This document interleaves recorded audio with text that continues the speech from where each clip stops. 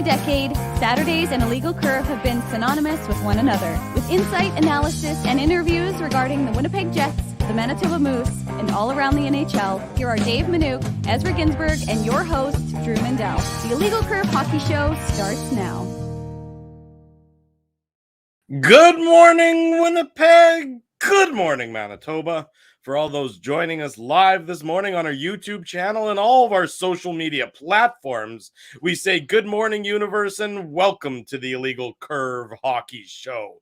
With Dave Minuk, I'm your host, Drew Mindell. We'd like to welcome to the program the new king of Illegal Curve, His Royal Highness, Dr. Ezra Ginsburg. Ladies and gentlemen, a round of applause. Long live the king. Long live the king. I thought this was going to be your coronation, Drew, but I'll take it. But I just always assumed you were the king of Illegal Curve. Well, you know, I was in a generous mood, and I thought that people would accuse me of being a little bit arrogant and out of touch if I declared myself king.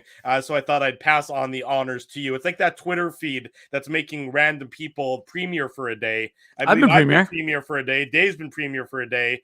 Ezzy, I don't know if you've reached that status, but at least you can now be king of Illegal Curve, at least for the next couple of hours. Yeah, no, I appreciate that. Isn't King Charles like also the oldest person to ever become a monarch? Like, isn't he like, I don't know how old he is, but he's something like in his late 70s or early 80s. So obviously he's waited a long time, but thankfully this is not a show about the monarchy. It's about hockey, and we're going to talk about the Jets and Moose and Ice. But yeah, good for King Charles. I'm sure it was a massive day for the people of Britain. You didn't wake up bright and early to watch it, then I'm assuming? I didn't even know what was going on, to be honest with you. That's the answer I was hoping for. Yes, in any event, Dave is my king. That's who I bow down to. There you go. We will not talk about the monarchy too much on this show, unless we are to make fun of it. And of course, if you know the name of the king or queen that's being murdered, +1. That's from The Simpsons. The dial a crime. You've selected regicide. One of my favorite go-to jokes. Dave M, good to see you on this Saturday morning. It's been a whole week since we've been back together we have. It's actually weird. Like when you're used to doing a show every 2 or 3 days, right? Like even like when there were 3 days between Jets games, it seemed like a long time, right? So yeah, I agree with you, Drew. It's weird. Like 7 days, like it might as well be like a month. Exactly. I mean, we haven't been able to see Spency and Kim and Bailey and all of our friends that are always in the chat. We haven't been able to see them for a long time. So I hope everyone's doing well now that we're back together on this Saturday morning. Dave, good to see you, my friend.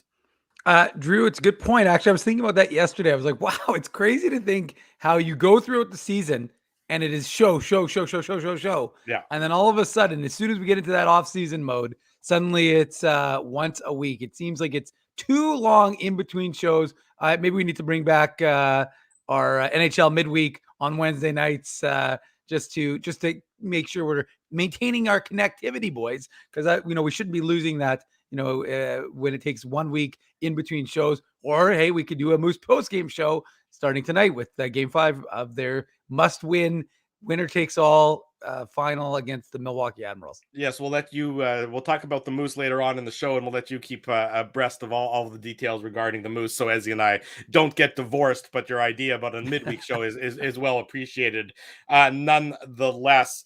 Let's get into the Winnipeg Jets because it was a week ago at this time, or just about maybe an hour from now, where the media availabilities, the exit interviews were underway, and for anybody who expected the exit interviews to be a non-newsworthy event, well, they were sorely mistaken, as the players went after Rick Bowness, and Rick Bowness didn't really back down too much after he decided he was going to speak on Saturday as well.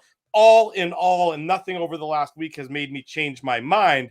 This does not seem like an organization that is all pulling in the right direction. This does not seem the Winnipeg Jets do not seem like an organization where all is copacetic, no matter what sort of smiley face they would try and put on it after all the exit interviews. There is a lot of dirty water going on with this Winnipeg Jets team, by my estimation, and I don't know that just an off season will solve it necessarily. I'll start with you on that comment, Ezzy. Yeah, it's a little bit like the Assiniboine River right now for the Winnipeg Jets organization. If you want to talk about muddy, dirty water, right, Drew? I guess you could throw in the Red River as well, or any other river in Manitoba, because you can swim in those rivers if you want, Ezzy. That'd be fine. Yeah, I've thought about it, but I just would rather just maybe go to Pan Am Pool, or maybe Cindy Clausen or the Rady Center. But we were lucky that we were on air, boys, for a lot of those player end of season media availabilities, right? Like, we weren't on air for all of them, but we were able to, thanks to our colleagues, Mike McIntyre, Kenny Weeb, everybody else who was down there, Marat, we were able to discuss those. And we were surprised that you heard players, saying that they weren't happy that Rick Bowness said what he said. And we were making the comments last week that, the players knew that those questions were going to come. They knew they were going to be asked about Rick Bowness's comments. And what struck me is, like, why not just downplay it? Even if you're thinking that, why are, like, for Blake Wheeler, for example, like, why not just downplay it and not say anything? But then you give fuel for, people like Elliot Friedman and Pierre LeBrun and insiders to talk about this for days after. Now it's been a week, so people are talking about it a little bit less. But, I think what happened on Sunday with Kevin Cheveldayoff's press conference, and obviously, we didn't expect Chevy to say, yep, we're going to blow it up and we're going to trade 8 guys tomorrow.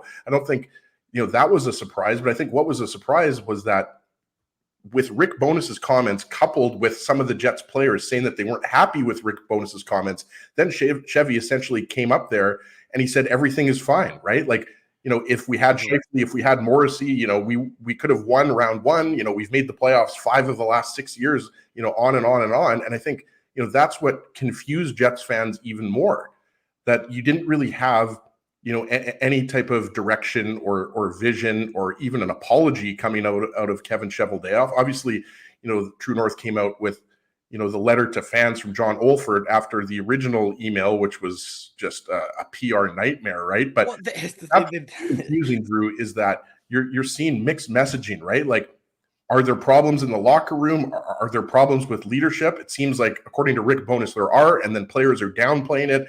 And then you have Chevy coming out and saying that, basically, everything's good. We made the playoffs, and, it's hard to make the playoffs. But at this point, when you're a cap team and the goal is to win a Stanley Cup, not just make the playoffs, I think it's confusing for a lot of Jets fans what was coming out of Chevy's mouth, because he seemed to think that, it's like that GIF, right? That, everything is fine, the dog, and, everything's burning in the background, right? So I don't think that bad, guys. Like, I think people need to step back a little bit, and hopefully there's been, Dave, some, sober reflection, over a week after the Jets were eliminated from the first round by Vegas, right? But I think, it's evident that significant changes need to happen. Whatever those changes are, it's significant. You can't run it back again and, go back with the same team next year. You just have too many question marks around the core of this team.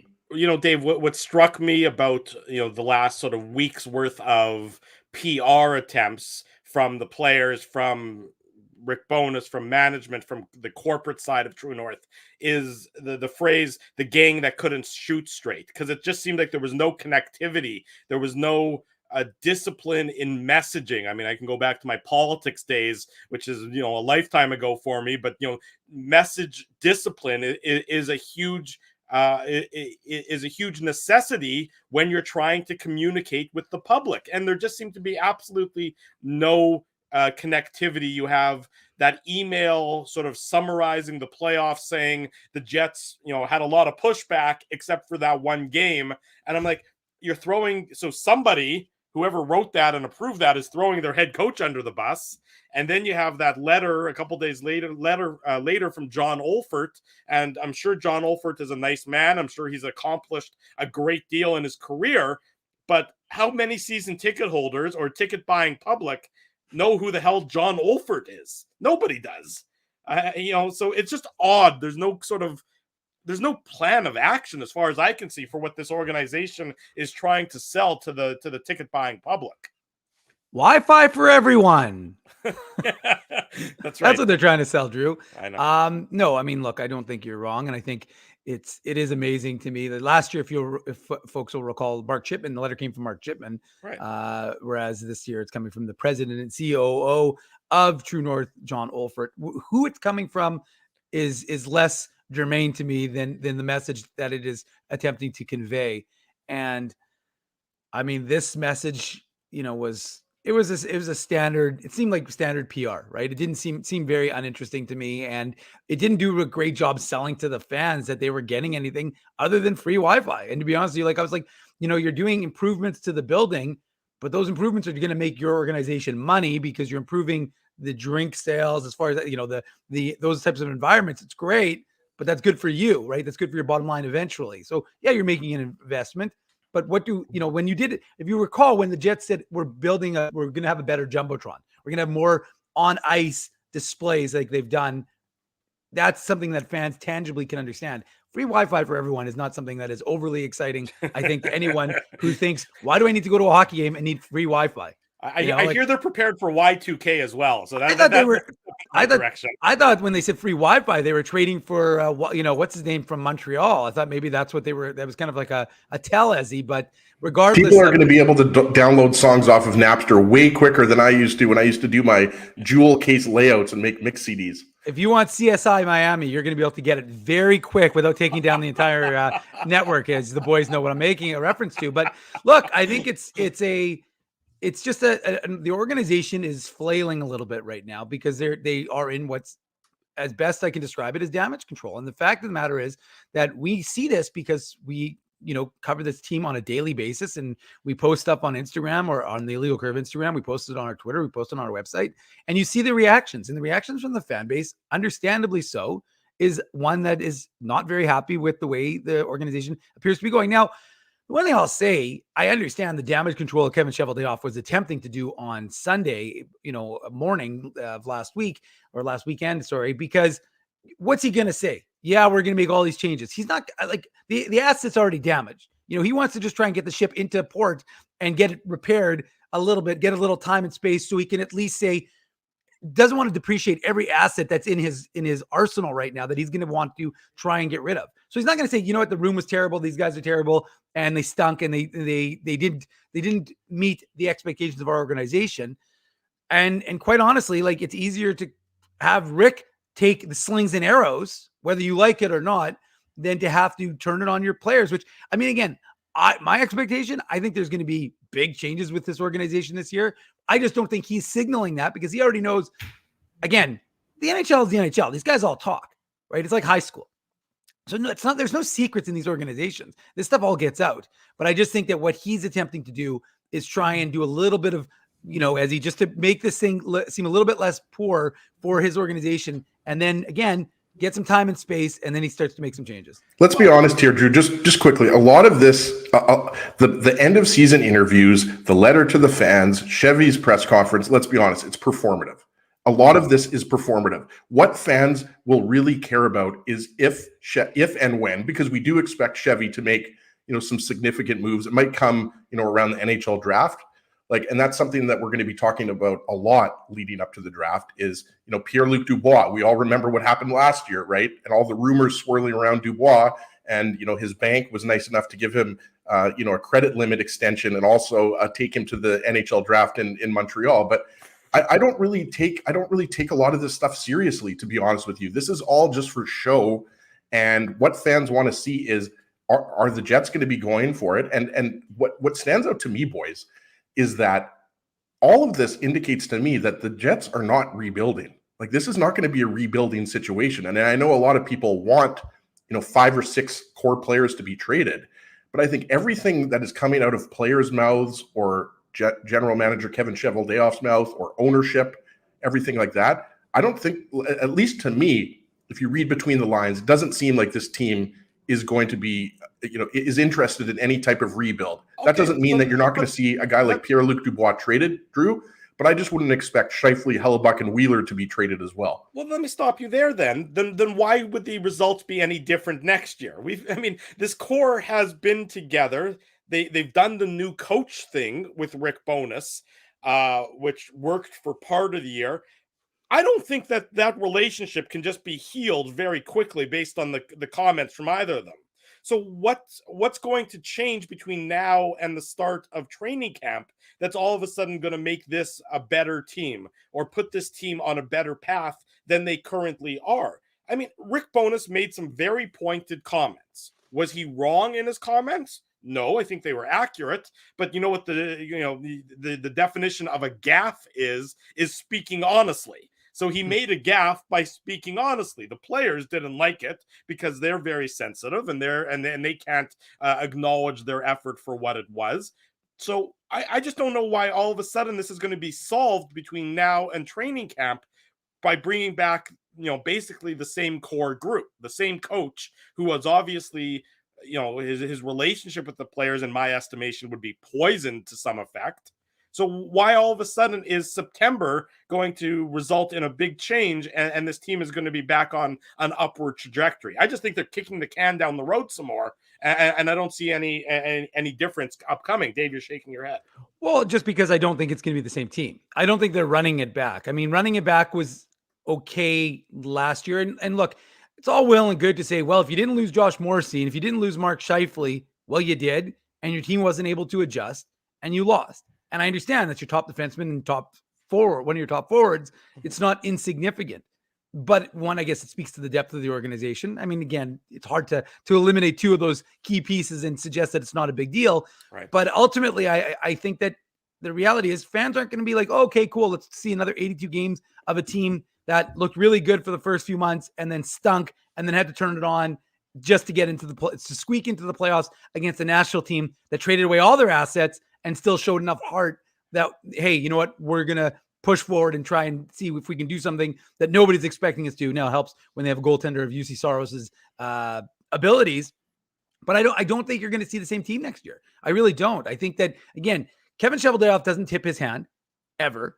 He doesn't give you any sort of indication. So ultimately, and even if you notice, like the normal post Chevy press conference leaks that go to the Dreggers and the Friedmans, fairly minimal. There wasn't a lot of like chatter to those guys. You notice there wasn't like a 2 hour. They talked about the pressers, but they didn't really, or as I call them, depressers. But the fact of the matter is, they didn't really talk about them. That's funny. Thank you. So, but I think ultimately, no, I don't think you're going to see the same team. I mean, look, there's clearly they didn't have the intended effect of removing the C from Blake Wheeler's chest when Adam Lowry at the end of the year is saying, well, we still see Blake Wheeler as the captain. Well, that had the only thing that did was it insulated Blake Wheeler from talking to the media as frequently as he did, which is good for both Blake Wheeler and the media. So I don't think anyone's complaining about that. But I don't think it had the intended effect. And ultimately, to me, that was weird, Dave. Like, it's one thing to say we still think Blake Wheeler is a leader on this team, but to say that we still think he's the captain, but that was a big move by Bowness to strip the C. Like, he didn't take off half of the C. He took off the full C. But as you know what I mean? So like, it was kind of odd. Like, and the thing is, like, again, I don't put too much stock into that just because, like, what does that mean? Who cares if they view him as the C? He's not the captain anymore. Most likely it is going to be one of Adam Lowry or Josh Morrissey. I mean, maybe they go with, no captain next year, but I think a lot of people would be okay. A lot of Jets fans specifically would be okay with it being Lowry or Wheeler. Got to be careful. Lowry or Morrissey. Wheeler was subliminal messaging there. Yeah, exactly. I think I'm Adam Lowry's getting into my head a little bit here, boys. But yeah, it was a little bit odd to me, Dave. But again, and I think, I saw Drew shaking his head a little bit when you're talking about moves, and I can see the fans or the IC Nation is fired up in the chat here. I like that. But I think, getting back to what Drew was saying, I don't think it can just be one move. And I think we could easily rank, who we think is going to be traded first. The reason why I put Pierre-Luc Dubois at the top of that list, along with, Kenny Wiebe and a lot of others. You're trading Kenny Wiebe? No, I'm not going to trade Weber. Weber is untouchable. But guys, you can't go if you're going scorched earth on the whole organization if you're trading Ken Wiebe there. No, but you know what I mean? No, I know, yeah. But if you know what I mean, like, you can't go if you're going to go for it again next year and try to go on a playoff run, make the playoffs. How are you going to go into a situation where you have PLD in the last year of his contract and then you're going to trade him at the trade deadline? I don't see that. I mean, I would imagine that the Jets are going to look at everything's on the table, or at the very least, everything should be on the table, with maybe the exception of trading, Josh Morrissey and Kyle Connor. But I think there's a lot on the table when you consider how many pending unrestricted free agents you have, how many pending RFAs you have.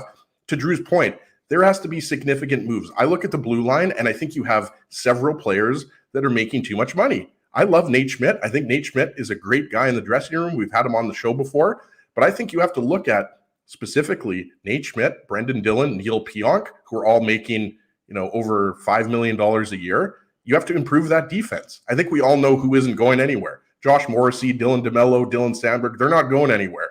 You have Ville Heinola, who, let's be honest, if he's in the AHL again next year, then I'm going to lose my mind, because it's time for Ville Heinola to get a long, extended look at the NHL. I think Dave would agree. He's on a nice run with the Moose now in the playoffs. Hopefully the Moose are going to be able to knock off the Admirals tonight in Game 5. But I think, to Drew's point, it can't just be a few moves here and there. It has to be significant changes. All I was saying, Drew, is I just wouldn't expect, the Jets to trade Scheifele, Dubois, Hellebuck, and Wheeler. Like, how often do you see a team trade that many, key pieces? You just don't see it very often. You don't see it very often, and the Jets especially are not a team that that are aggressive, as we've well documented over the last decade plus.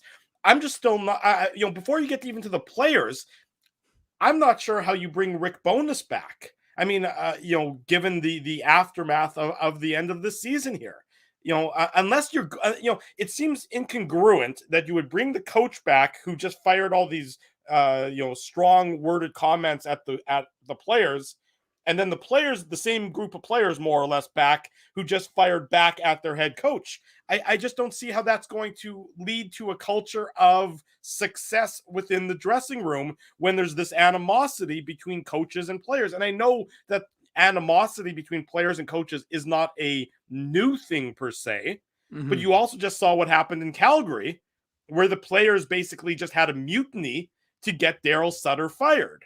Now, I don't think that Rick Bowness and Daryl Sutter are the same person. I don't think Rick Bowness, his career and his reputation isn't that of being a curmudgeon. Rick Bowness is a hockey lifer, but he also has the respect of his players for the most part. It's a good comparison, though, Drew. I think there are some similarities to what's happening in Calgary and what's happening in Winnipeg, with the players not being on the same page as the coach. Right. Now, I don't think it's as dramatic as Calgary's was. But you mean like where half a dozen players had trade requests if he was going to stay on? That's right. Where they said, look, and then there might be a half a dozen players who have trade requests at all times, but those players basically said, this guy goes or we go. I mean, we're not listening to Daryl Sutter. He's not going to be the head coach if you want us to be on the team anymore. I don't think it's that bad here, but I also don't think that it's something that can be easily fixed with another retreat to Banff and another pledge signing, like they're joining a youth group or something. I think that there's many layers to this issue, and I don't think that, and this would be Kevin Shoveldayoff's job as the general manager. I don't think he's actually addressing them.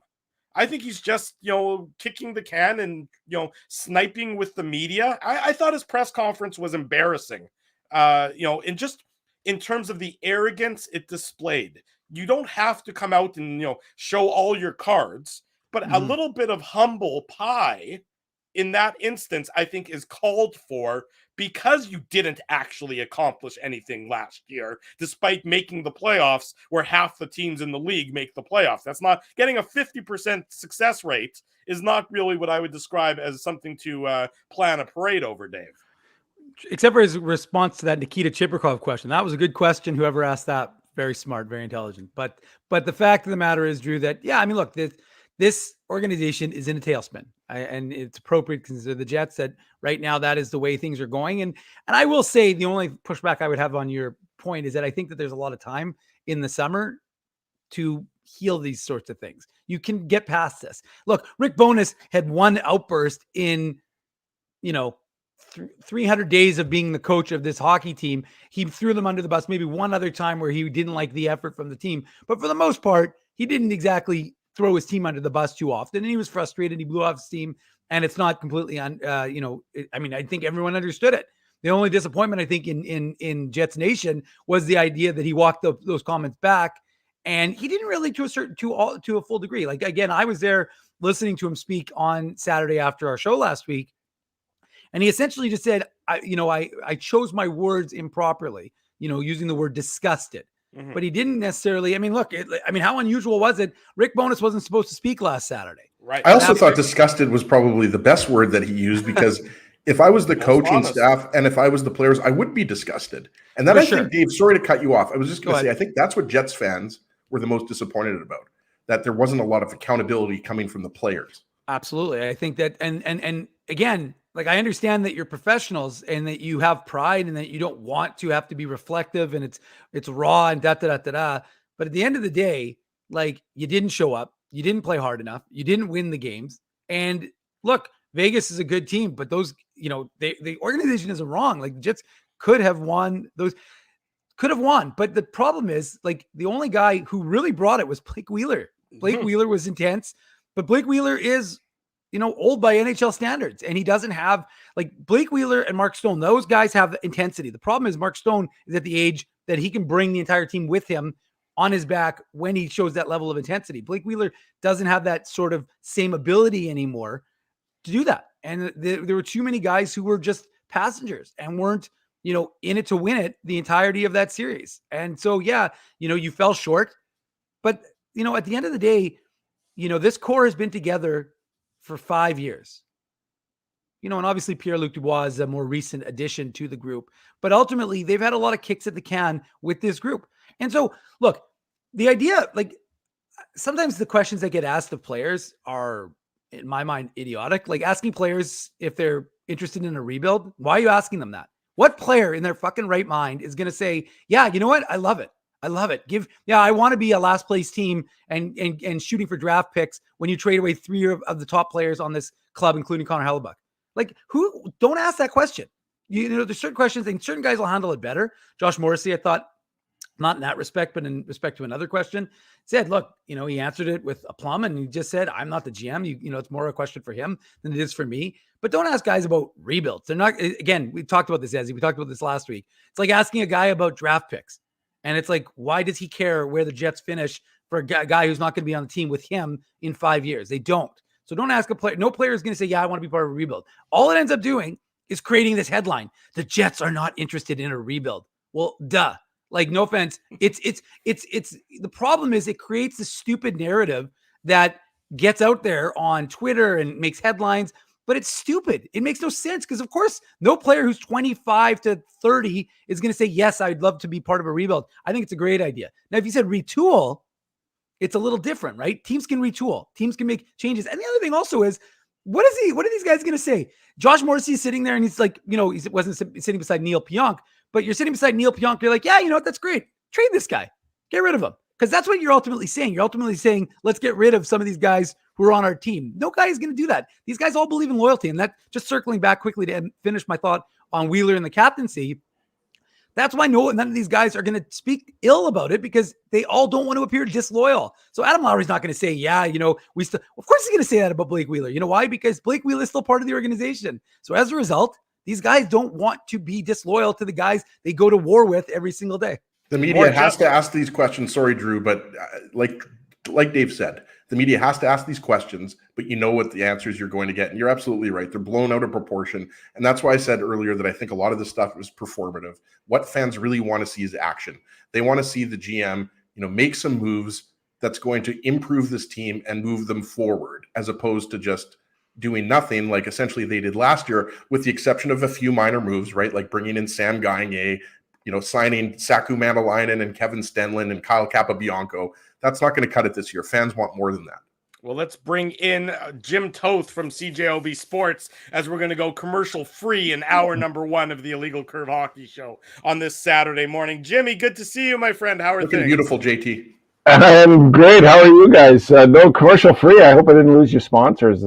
No. They're gonna. Don't worry. They're still gonna get their full share of commercials. We're just like PBS now, Jim. Space them out. Right. It's a good to see you guys. Good to see you guys. Go back to my Shaw Cable days. We'll go hour long commercial free. Love it. That'll be great. Jim, obviously talking still about last weekend's end of season media conferences and the disconnect, between the players and management and the fan base and everything along those lines. I guess, my question to start to you would be, which of the pressers did you think was the most controversial that we heard, over the last week or so? Which one did you think sort of made your eyes bug out of your head the most and say, whoa, I can't believe this person said that? I would say Saturdays with the players by far. You guys know me, I'm not a fan. I cover the team but for the first time in a long time, I felt bad for the fans. I thought the players, even if they rightfully felt that way, good for you guys. I'm a big believer in saying how you feel and being truthful to yourself and all that. It was a total gong show to me. I couldn't believe that these players were taking the opportunity to sewer a coach that they like. And sort of deflecting from everything that needed to be talked about, and kind of the oxymoron of, we didn't like that he said that to the media, not to us, and blah blah blah, and yet you're sitting here saying it to us that you didn't like it, and you kind of want things kept in house, and yet I really didn't think Rick Bowness deserved that, and I rolled this around in my head a lot, guys, of the fact that just the whole idea that, look, you're embarrassed. Your coach embarrassed you, and a coach should never do that. So I kind of understand the fact that, when he comes out, when was the last time, other than John Tortorella, you heard a coach say the play disgusted me? So I get it, but that's why I kind of like the way I was at a minor hockey tournament in Portage la Prairie, guys, and as these clips kept coming in, my whole day was derailed. I went from watching a game at the Great Arena in Portage in the morning to having breakfast to sitting at the pool going, I got to leave the pool. I got to go watch this. Rick Bowness is now coming up. Mm-hmm. It's an absolute gong show of dysfunction. And I think the players, look, they feel that Rick Bowness owed them more than the disrespect that he showed them. And I think they owed Rick Bowness more than the disrespect they showed him, player after player after player after player. I have no problem with Blake Wheeler speaking for the team and saying, I was very disappointed. I don't think he should have done it that way. But, what's lost in all of this is he did say, but we're all human and we all make mistakes and it's emotions and all that. He kind of, said, I didn't like it. I don't agree with it, but I understand where he was coming from. These things happen. We're all adults. We can work it out, blah, blah, blah. But then the next player came out, and then the next player came out, and then the next player came out. So, Saturday was the Sunday one, guys, with Chevy. I said this on Jets at Noon, and you guys have kicked this around since 9. What do you want him to say? He's got 4 key players he has to re-sign. He has to make some major changes, but those major changes don't have to be a rebuild, and they can't look like a rebuild to some of the other players that he's trying to sign.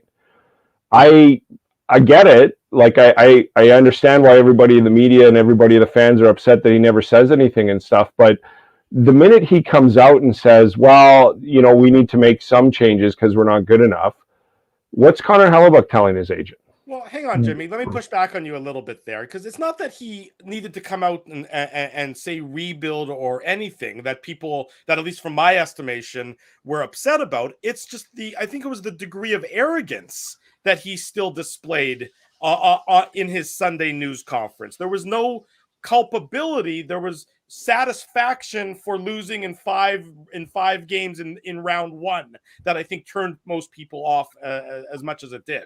I understand that, Drew, but I don't think he said that. I think he's proud of what he's done with this market for the past 5 or 6 years. Is it enough? I don't think so, but I think he's a general manager in the National Hockey League who knows more so than all of us, even though we do know some of it, has the most difficult job in the National Hockey League.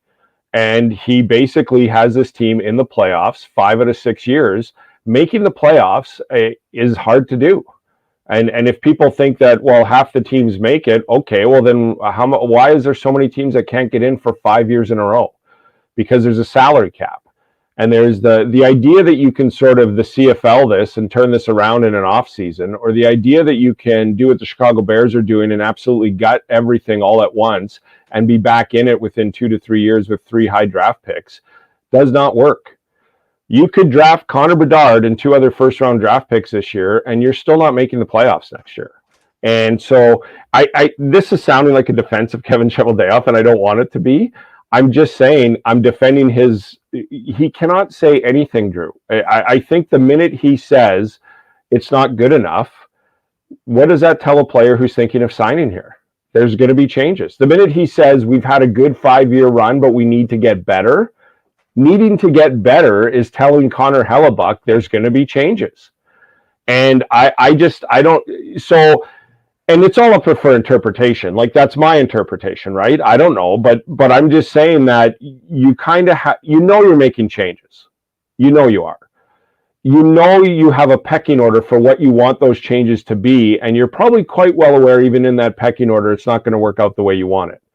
So you have to now juggle balls of the way you want it to work out, the way it could work out, 3 different ways, and the whole time not anger anybody, because I might have to re-sign the person I want to change or bring them back at the start of the season because the other 3 options I want to do aren't working out for me.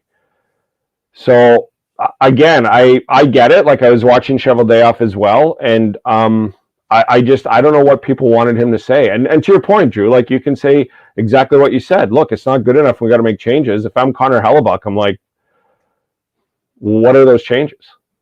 Exactly. I need to know before I talk any further. If you're Pierre-Luc Dubois, what are those changes?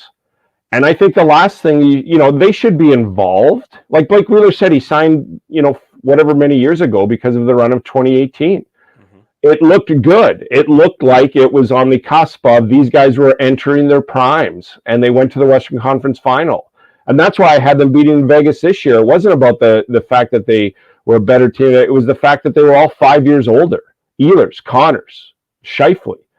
I mean, I thought they had matured enough and had been through enough loss and disappointment that they would have the wherewithal to draw from that experience to get through the first round.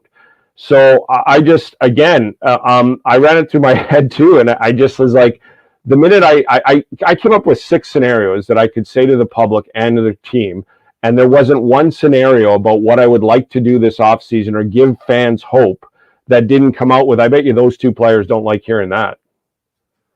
Jim, I agree with you 100% I don't think Chevy really could have said anything that would have satisfied most Jets fans.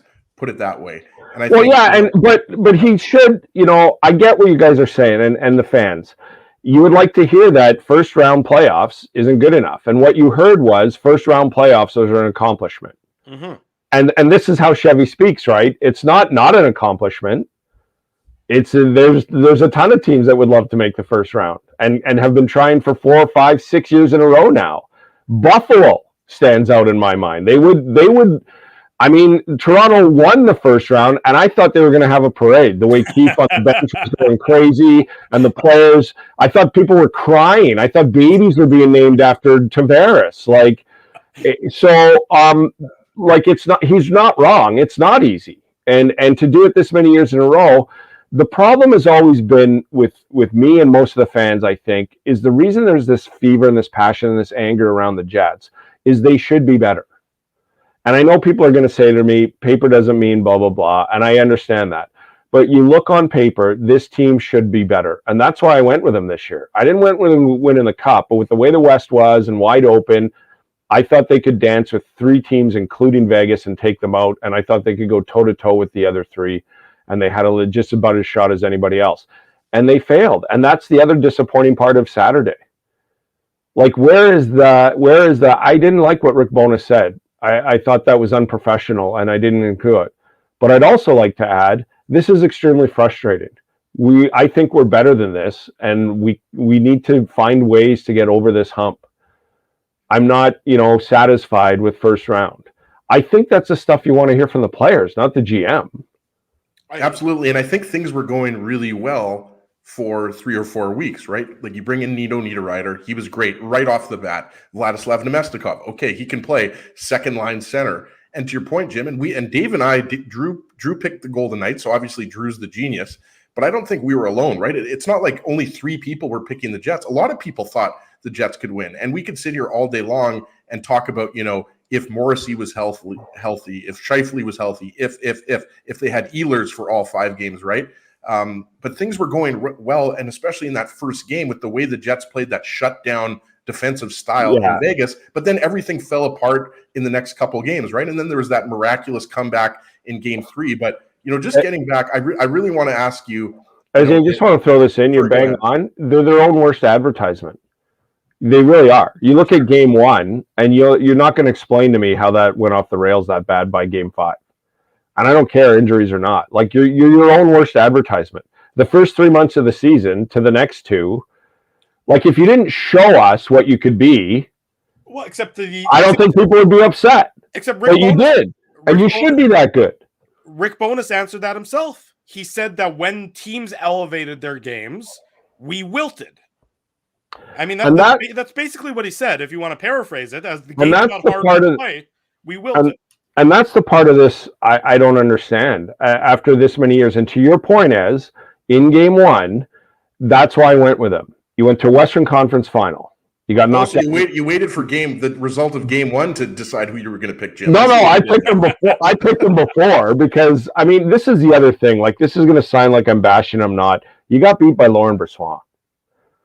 And I had Trevor Kidd on a show twice during that series, and he's like, he looks so shaky. And he looks like he's handling a grenade at some points. And you've got Connor Hellebuck, and you can't do what you did in game 1 and get more pucks to Laurent Brossoit. I mean, I don't know, guys. All I've heard all year long was get some pucks to the net and go to the net. Well, Vegas this team gets Vegas makes it harder, so you got to get tougher. Right. And that's what I think is a disappointment, Drew. Like I'm okay with them keeping this core together up until this point. You guys know that. All the talk about Scheifele, Wheeler, all this, because I think it takes when you find your 6 or 7 core, you lock them up and you go for it over 5 or 6 years.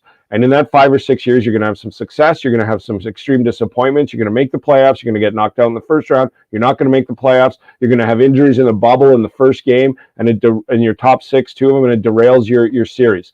You bottle all that up, and you go into this year, and it's all experience. We got an injury. We had an injury that last time. We got to be better than what we were then. You get knocked out in the first round. You get down 2-1 in a series after winning game 1. Well, we got to do this because we went through this already. This is all the experience. And it was like it was their first time in the first round. And then game 5 came along, and I'm just like, I've seen people skate harder on Sunday at the Forks. And I think that so I believe in what he's done to this point. I believe in all of this. I do not believe one bit that he's not going to make changes to this. And not just because of the contracts. People forget he tried to make changes last offseason, and everything I've heard is nothing he had offered to him made the team better than what it was now. And so the difference is now they have to make changes. What's going to be offered? Probably going to be a lot more because these are expiring contracts. So sorry to cut you off, Ez, but I think you're a fabulous point. They're their own worst advertisement. They played game 1 and they showed everybody how they could play. Now, Vegas, to Drew's point, is going to have a pushback, but where's your pushback? That's the key word, right? Like Kenny Weeb said with the line of the playoff series, if they'd pushed back as hard as they did on Saturday as they did in the series, they might have won an extra game or 2. Saturday morning. And that's the part of, like, I know it's easy for us and the fans to sit here and criticize guys and all that. You're in the room, Dave, once in a while and stuff. Like, it's easy to criticize from afar, and then you go in there. That's the part I can't figure out. From the players on this team that I covered in the room for 5-6 years and then from afar, I don't know how you sort of sit, like, I don't know how you sit back today and let that sit with you. I really don't. I'm an elite athlete. I can do magnificent things, and I just pulled a no-show. That's the kind of stuff. Look, I played really low-level sports, and there's not a beer leaguer who doesn't rethink the final beer league game when he's like, man, I had 7 turnovers and 4 goals against, and a month from now, and they're thinking about it. They're like, man, I can't believe I played that poorly. That's the part that I wonder about. Like, it's a cliche, but where's the pride?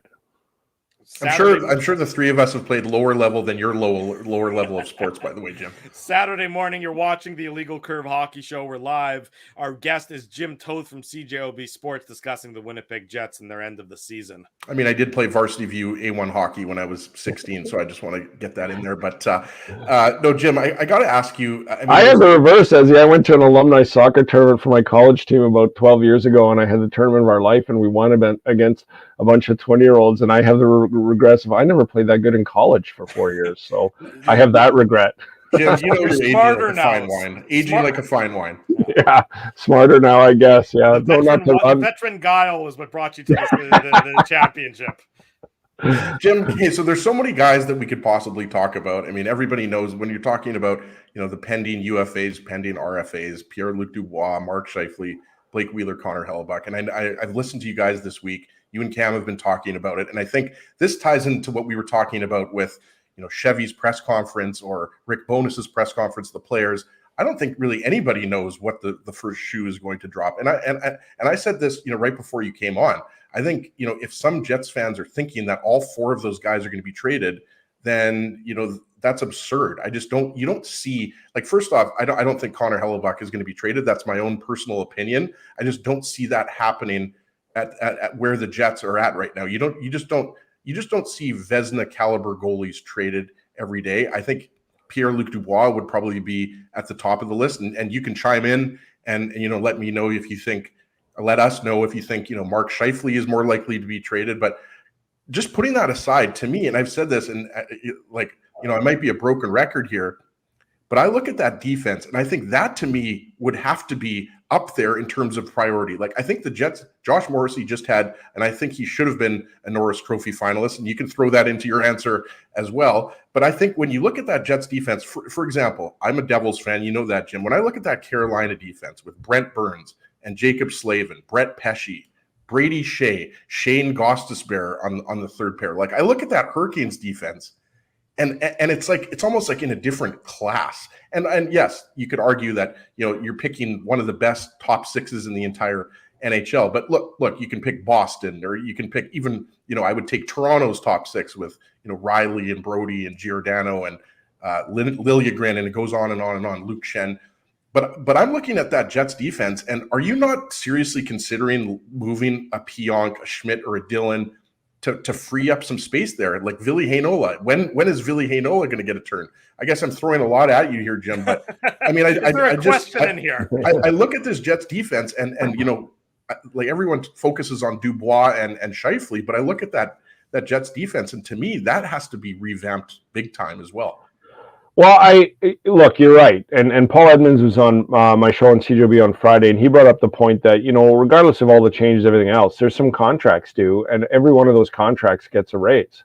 Morgan Barron needs a contract, and Morgan Barron's going to get a raise. So when you're talking about moving other pieces to free up some space in the cap, I agree with you.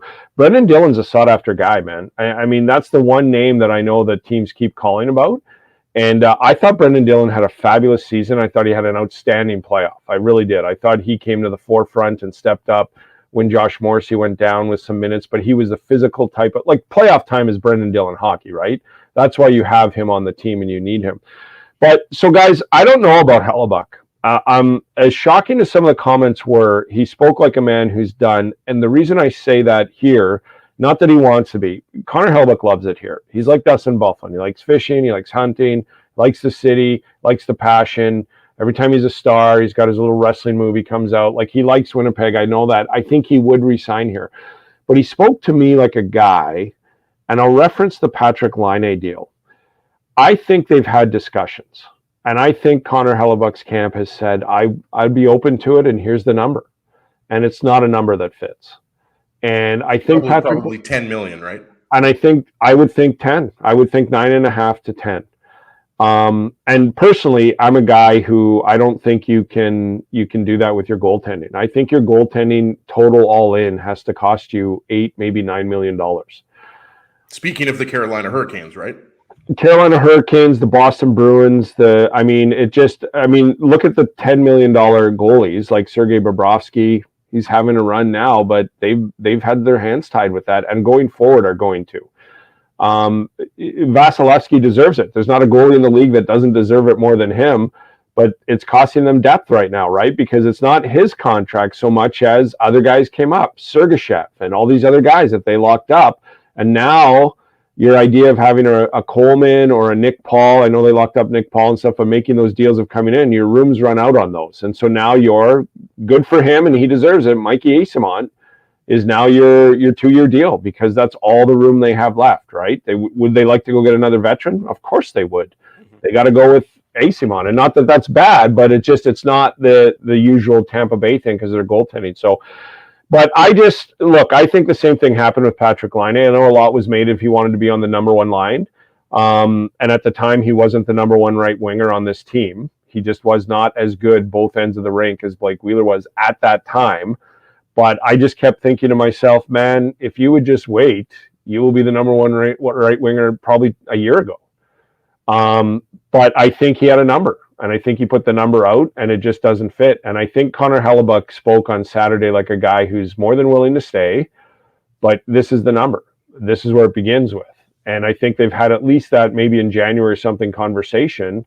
And I think that's why he was speaking the way he is. He's like, unless they do a turnaround and give me the 10 or the 9.5 over 8, that's why I felt he spoke like. So I wasn't on board with, of the 3 or 4, I thought Connor Hellebuyck was the surest possible to stay.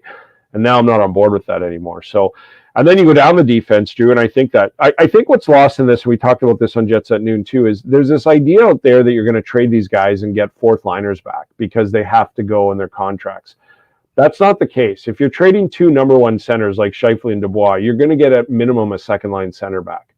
And then we'll talk about the defense but look around the league, how many teams have success and in the playoffs with second line centers? I would say the Vegas Golden Knights, and you know, I mean, Mark Stone, yeah, but when they started, it was second and third liners. Seattle Kraken. I'm not trying to sell this like you don't want Pierre-Luc Dubois and you don't, but there might be Kevin Cheveldayoff, as much as people know, isn't dumb. He's really good at finding talent. I mean, we all said, who's Neil Pionk when Jacob Trouba was traded? We all said, who's Morgan Barron when Andrew Kopp was traded? So I think that he can do some things here and parlay that into other things. And I just think that much like the old adage that you need 6 top pairing D-men on your team to win a Stanley Cup. You don't. Look at the D-cores that are in the second round. Look at the D-cores that have won Stanley Cups in Tampa Bay. Zach Bogosian was on one. Ron Hainsey won a cup in Pittsburgh. The idea that you need 6 stud D-men to win a Stanley Cup, I think that's antiquated now. And the idea that you need top 5 elite goaltending is antiquated now. And I've just come on board with that the last 2 years. If you look at who the goalies are, like if you have a top 5 goalie in a Vezina caliber, you want him on your team. But do you need him to win the Stanley Cup? And I don't think you do. I think you need a top 12 goalie in the league. And if you can go get one and play better in front of him, you can do it. So I just not on board that. I don't believe that there isn't going to be changes. And I believe that those changes will be all encompassing. I think he wants to keep 2 of the 4 and he's going to desperately try to.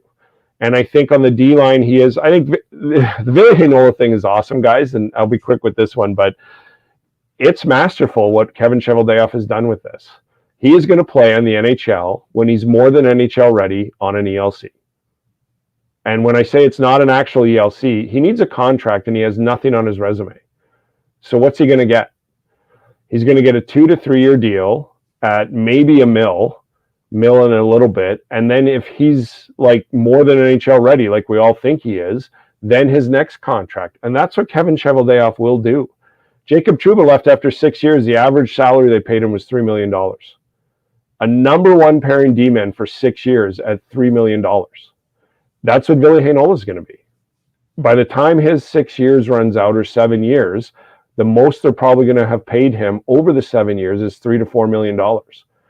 And I get it. That's why Logan Stanley wants out. That's why Ville Heinola asked for a trade, because they're sitting here going, their agent is telling them, you have a contract coming up and you have no resume.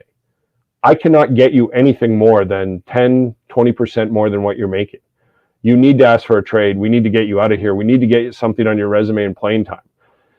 Is it the right thing to do? If you're a small market team and Kevin Cheveldayoff, it's the greatest thing you can do, because now Brendan Dillon's due. Nate Schmidt's due. You deal those guys and bring something back in for them, and then you have Ville Heinola slide in on basically a 2-year deal at $1.2 million. I think that's how you GM. I know. Interestingly enough, Jim, Ville Heinola is still waiver exempt for next year, so they can still play around with that one as much as much to his chagrin, could potentially still find himself. And I know, and I don't know. Like I will say this though, if he's ready, I think, from all indications. And I don't know. I just follow the illegal curve and a guy named Dave Minuk who tells me he is. So that guy could I be up knows to lunch. nothing though. That guy might know nothing. I don't know, but for whatever reason, I got blind trust in him. The Moose insider outsider. But so, like, I'm just trying to say that if Billy Heinola could have came in this year and made a difference, why wouldn't they use him? Like, they were going for it this year, right? Like, this was, they know the situation. Like the Axel Janssen-Fjallby contract's up again, like the Eric Comrie one was. And I'm sorry, I like Eric Comrie, and people who for the first 2 months of the season hammered in my head they screwed that up. I don't know that they screwed it up. And then Axel Janssen-Fjallby, sure, he's going to free agency, but you call Axel Janssen-Fjallby and offer him $1 million over 2 years, or $2 million, he's not going to re-sign here. So I would have given him an extra game for sure to protect that right. But I know I sound like I'm defending it, and I do want to. This team needs to make changes. This team needs to. I still believe in Blake Wheeler on the ice. I still believe he's a second line guy. He put up 50-some points in 60 games, and I'll argue who is a better forward in the playoffs. That's kind of the problem with this mix, right? Blake Wheeler for years took it for life and death, and he even admitted that he took it home and it was bothering him at home in front of his family and everything. And then there's some other guys in this core that do not take it like life and death, and there's no in between. And so, but it's clearly still Blake Wheeler's team. I think they need to move him on. And I heard you guys before I came on. The shocking part of Saturday to me was when Adam Lowry and Kyle Connor were on board with what was being said. Because Adam Lowry, I know, if he didn't agree with it, he would not say it. He's a pretty straight shooter, an honest guy, and he's disagreed with some things that his teammates have said before and never had a problem with it and been okay with, that as well. Blake Wheeler's got to go, whether it's a buyout or they trade him or whatever they work out. But I look, there was a part in this season where I thought he might retire. The Blake Wheeler I know might go, that's a horrific injury again. But the one thing I agreed with Blake Wheeler with is his year-end assessment is he never took a shift off, and he never played his off, and literally cost, not to be funny because that's a horrific injury, it really cost him one this year, and he still came back and played in that game. So I think that should be his legacy, but it is time to move on, and it's time to move on from 5 or 6 years. I think when he's out of that room, the Lowrys will take over, the Morrisseys and things like that. So they need to make some changes. And I think people think if whoever they trade Scheifele to, he's got to sign long-term. No, he doesn't. Carolina would love an 80-point guy for 1 year at $6 million with no more obligation. Well, Jimmy, going back to Blake Wheeler, because that's kind of was my curiosity as well from the Saturday conversations, was this idea of, well, he was still the captain in our eyes. And not one guy said it. Numerous guys spoke to the idea that he was still the captain. So what did you achieve exactly? And look, hockey's all about loyalty. And none of these guys, it's like I talk about making changes. Which one of these guys are going to advocate for changes, given the fact that you're essentially saying, sure, trade away these guys. They're not good enough. Nobody is going to be disloyal and say that. Similarly, nobody's going to be disloyal and say, yeah, we didn't think of Blake Wheeler's. I mean, not that they wouldn't vocalize that they were, interested in being captain or anything like that. I'm surprised the way they vocalized their support for Blake Wheeler, because that was somewhat unexpected and not necessarily what the question was even being asked. So that was, of their own volition, they supplied that answer. But given that response, because the whole idea was, I think it was to insulate Blake Wheeler from the media. It was to insulate the media from Blake Wheeler. So I think it achieved its goal. He didn't speak as often. He spoke quite a lot less this year as he's done in the past. But one of the things you saw was I think the organization expected or wanted was that someone would step up. And obviously Adam Lowry, Josh Morrissey, those are the two guys, as he mentioned earlier, those are the two guys that everyone expects to step up and assume the C. But given the way hockey is played and given this idea of loyalty, how do these guys do that? To the point where we've been talking about with Blake Wheeler still in the room. Well, obviously it didn't. And maybe that's a miscalculation, right? I think that they calculated right that Blake wouldn't be happy about losing the captaincy. It's a sense of pride. And he took a lot of pride in doing that. And being the captain of the Winnipeg Jets, not just because of the guys in the room, but he has a lot of pride in being the leader of the Winnipeg Jets and in the National Hockey League. But you're right. Maybe they miscalculated that part of it, and they clearly did. And what tells me that, guys, is so him and Connor Hellebuck spoke first and said what they said, and then it trickled down. That's just a team, did you hear what coach said? Yeah, blah, blah, blah. And Blake says what he feels, and everybody goes, that's what I feel too. And it's not Blake telling them this is what we should do and this is what we feel in my point. It's just he's Blake Wheeler. And that's what he means to this team. And so when he goes, I didn't like that, a lot of other guys go, I didn't like that. Next year, if he's not around and somebody goes, I didn't like that, it's that atmosphere of somebody goes, I didn't mind it. I just don't know if because they respect him. And that's what's lost in this, right? Is fans don't, and I'm not in that room, but fans don't get that they like each other. They're friends. That's why last year when this was falling apart and Stasny was talking and all that, everybody said they hate each other. It's an awful room. I'm like, that's not the problem. The problem is they're not happy with each other and they do like each other. Otherwise, it would be holding each other more accountable. There's a very big difference there, right, Jim? They're all friends. They're all like this whole idea of, hey, Mark, can you back check? Yeah, sorry, I should have picked them up. Okay, are we going for lunch? Yeah, let's go for lunch. Because they like each other. It's the idea of, hey, Mark, can you back check? Yeah, I will. No, well, you better. And I'll see you tomorrow. And they like each other too much. They're friends. It's not they hate each other. It's that, like any people that like each other, when you disagree, you sort of soften a little bit on your pushback and towards each other. So I do think he does have to go, but I do think that one point his jersey will be in the rafters for all he's done over 12 years for this team. But I think they misunderstood how. And I don't think Blake was even on the ice a lot of times, guys, I saw there's a couple times games I was at that something was going on with the ref and he was leaning on the wall and then he went to go and he took two skates and then he turned back and tapped his stick like, that's not me anymore. Not my role. That's not my role. And that's, as much as it is for the guys to get it out of their head that he's not the captain, it's hard for him too, right? And then the guys are seeing him working hard to get rid of that. And what do you do when your friend's doing that? You feel bad for him and you're like, hey man, what do you think about this? And so I just think it's time for him to go. And I think the room, will sort of work itself out with leadership. You can hear more from Jim Toth weekly, or every weekday, I should say, on CJOB 680 Radio. Jets at noon with Jim and Cam Poitras, Monday through Friday. Jim Toth, always Don't forget about the Jim Toth show as well, Drew. Come on. That's what I said. I said you can hear from Jim all week long on CJOB Who's leading this crew? There's disconnect here now. I didn't like the way Drew did that. I was disgusted and dismayed. And it's gone to his head. Just before I go, because I appreciate your guys' opinion too. Do you guys think there'll be change? I didn't buy that there won't be. It's so hard to go through how to do it. But I think that even Connor Hellebuck on a 1-year deal at $6 million, what team wouldn't? There's teams like Boston that'll, we have Swayman. He's the future. If we could have a bona fide Vezina caliber for 1 year and then hand it to Swayman and have them both. That contract, I agree with you. That contract is huge.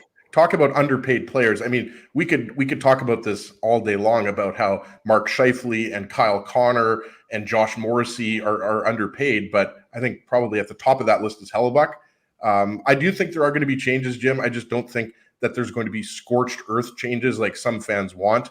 I think there's a really good chance Pierre-Luc Dubois could be traded as early as prior to the draft. I think it'll be the lowest hanging fruit. I mean, that's what Kevin Cheveldayoff's MO has always been, is make the lowest hanging fruit trade. So you have to know by now or within a month or so if Pierre-Luc Dubois has any intention of signing here. Yeah. I think we all think the answer is no to that. So you make that trade, which is, your hand is being forced. Kevin Cheveldayoff only makes moves when his hand is being forced. So but say they do. So say Hellebuck says it's 10 and he's like, I can't do that. I can do 8. And he's like, no way. Hellebuck deserves 10, by the way. Like, if any goalie in the league deserves it, it's him. You've got to move him, right? So then you think of, I don't know, Detroit. And you send him to Detroit and you get Ville Husso back as a goalie. You get a second-line guy back and a pick. And then you look at Dubois and go, yes or no? That's the guy I would. At that age, I would go, do you want 9.5?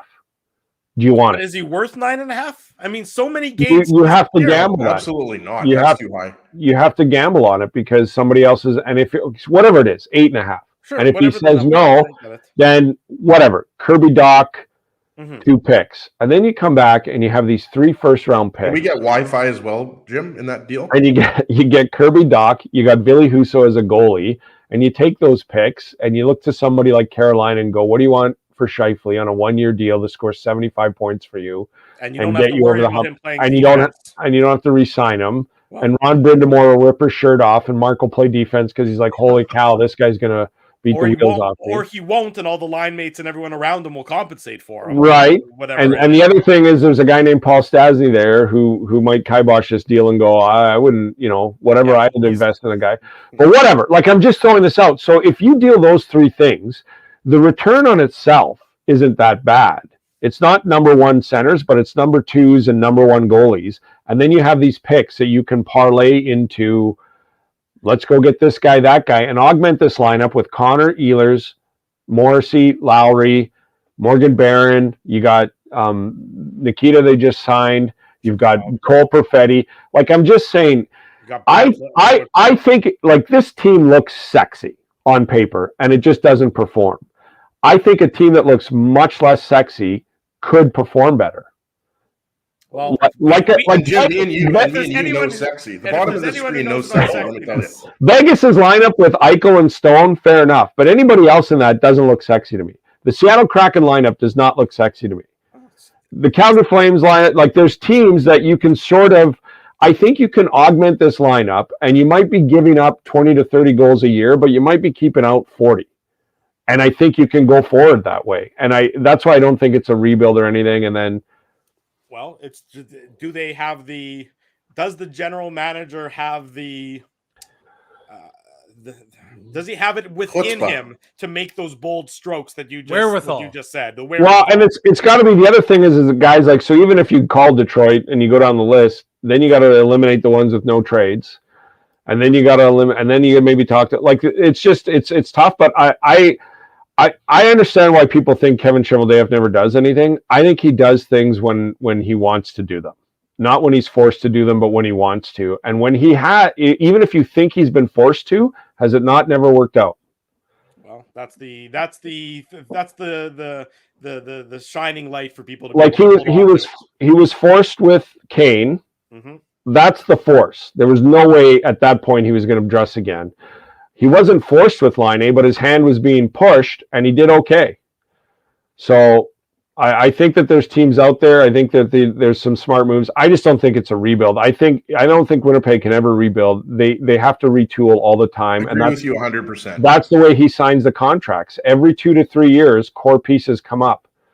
And the next 2 to 3 years are going to be Ehlers and Connor and Morrissey's here for another 5, but Lowry and stuff like that. And then by then you have your Perfettis, your Rector McGorrys, your Chaz Lucius. It's a 3-year window, and I think he does that very well. But I agree with you and most of the fans that it's time for a change. I think he will change it. I said this last week on the show. I think this market will pay money and buy those 3,000 tickets to watch the Nito Niederreiters and the Adam Lowrys work their ass off every night, as opposed to spend more money and hope that high-end caliber skilled players decide to show up or not. I agree with that. Jim Toth, CJOB Sports. Jimmy, thank you, buddy. Appreciate you joining us this listening. morning. Our pleasure. Thank you for serenading us with your opinions this morning. It's always appreciated. Thanks, Jim. We owe you some pops on a patio. We're going to hit it up real soon, and we're going to show off those guns on the patio. I've worked for less, so I look forward to it. Have a good show, guys. Thanks, Jimmy. There he goes. Jim Toth joining us this morning. Before we go to break, we want to make mention of the 49th annual Rady JCC Sports Dinner coming up June 19th. Eddie the Eagle. 2023. Ed Belfour, Chris Chelios, Jeremy Roenick, all in conversation. 3 legendary members of the Chicago Blackhawks will be here in Winnipeg. Is Mike Keenan going to be in Winnipeg as well? I'm not sure. Mike Keenan's just coming to cross-check you and make sure you don't get anywhere near the stage if he is as well. But yes, some legendary members of the Chicago Blackhawks in town, June 19th. Tickets available, radyjcc.com. And for more information at radyjcc.com. Big thanks to the Rady JCC Sports Dinner for their sponsorship here on the Illegal Curve Hockey Show. When we come back, much more Jets talk. We got Brian Munns talking about the Western Hockey League Championship bound Winnipeg Ice at the bottom of the hour. Don't go anywhere Saturday morning. It's the Illegal Curve Hockey Show live on YouTube and all of our social media platforms. Keeping Winnipeg laughing for over 30 years. Rumors, Canada's longest-running comedy club, bringing you the biggest laughs from the best comedians on the planet. Jerry Seinfeld, Chris Rock, Jon Stewart, Dennis Miller, Brad Garrett, the greats, and all the up-and-comers too. When was the last time you laughed out loud? Make it a great night out with friends, or book your office or birthday party. Even a fundraising event at Rumors. Get all the details and dates on upcoming shows at rumorscomedyclub.com. Hi, Ez. A strange question for you. But why are you lying on the ground being crushed by a piano? Well, Drew, I definitely tried to carry this baby grand piano down the stairs by myself, and somehow I failed miserably. Right. Yeah, I'm sorry. That was a silly question on my part. My apologies. Would you like me to call Rolly's Transfer Moving and Storage to help you move the piano? They are the most experienced piano moving company in Winnipeg, after all. Yes, please call Rolly's and hurry. This piano is very, very heavy. Rolly's Transfer Moving and Storage offers stress-free residential moving services while taking great care of your personal belongings, including your piano. At Rolly's, no job is too big or too small. For more information, visit rollys.com.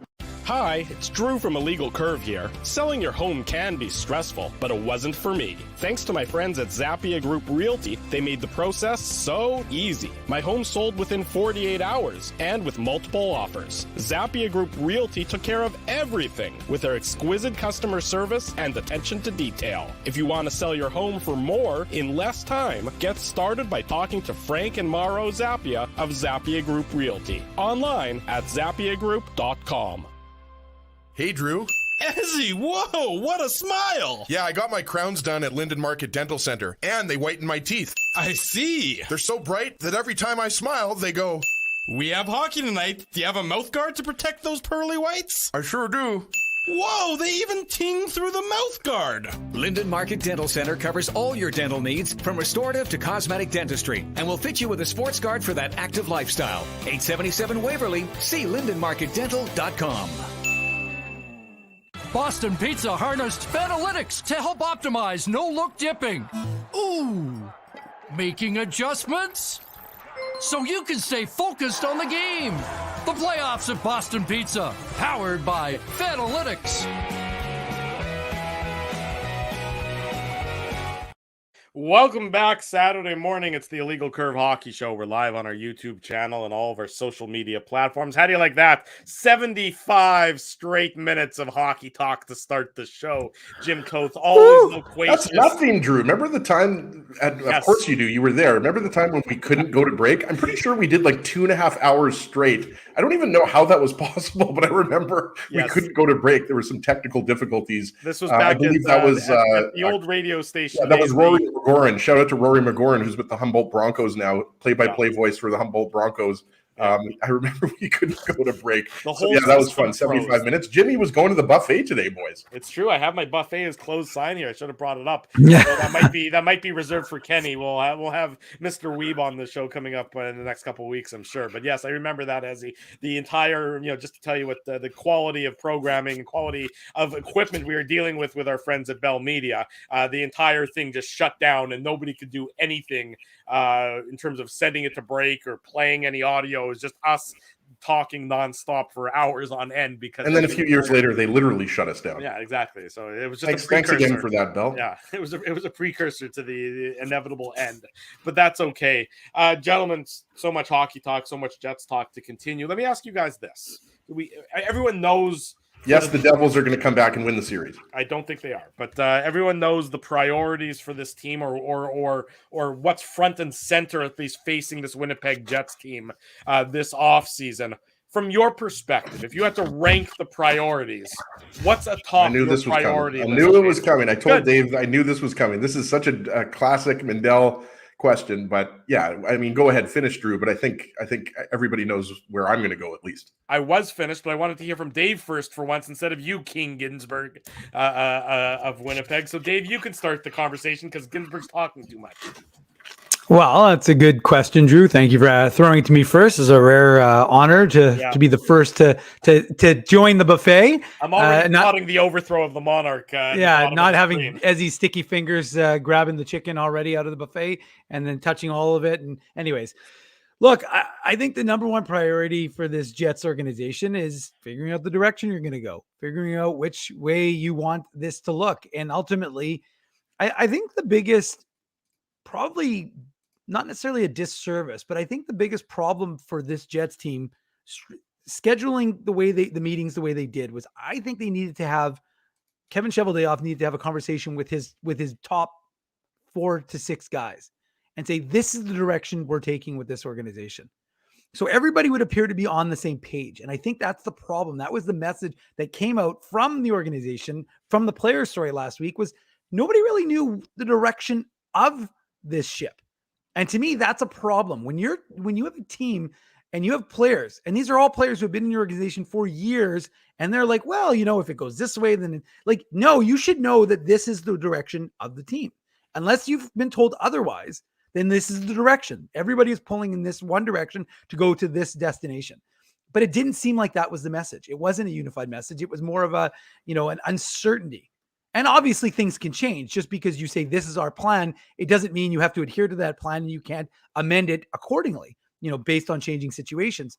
So for me, the number one priority is to figure out what your trajectory is going to be for this club and what you believe this club is going to be, and be an honest evaluator of how you think this team can be. And again, I don't anticipate and I don't expect that Kevin Cheveldayoff was going to air that on Sunday when he spoke with us. I just expect that he will, have his meetings with the Jets management and the Jets ownership and say, this is what we're planning on doing.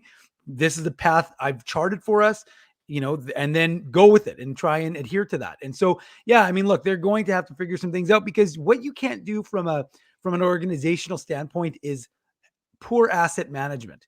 And you lost Johnny Kovacevic last year, and people say, well, what's the big deal? Well, he played 65 games for Montreal, and from all reports, he did quite well. His big 6'2", 6'3" right shot defenseman who can play, steady minutes. That's not a bad thing for a Jets organization that has a dearth of talent on the right side, especially coming up. And so I should say paucity, he was supposed to be a dearth. But the point is that you need to be able to be aware of, listen, Ville Heinola, like I said earlier, boys, he's waiver exempt, but Declan Chisholm isn't. Leon Gavanke isn't. And those guys, you're essentially going to lose for nothing if you put them on waiver. There is a 0% chance a guy who was an AHL All-Star or a guy who scored 20 goals in the AHL as a defenseman are going to pass through waivers next year. So you have to figure out which direction your organization is going to go.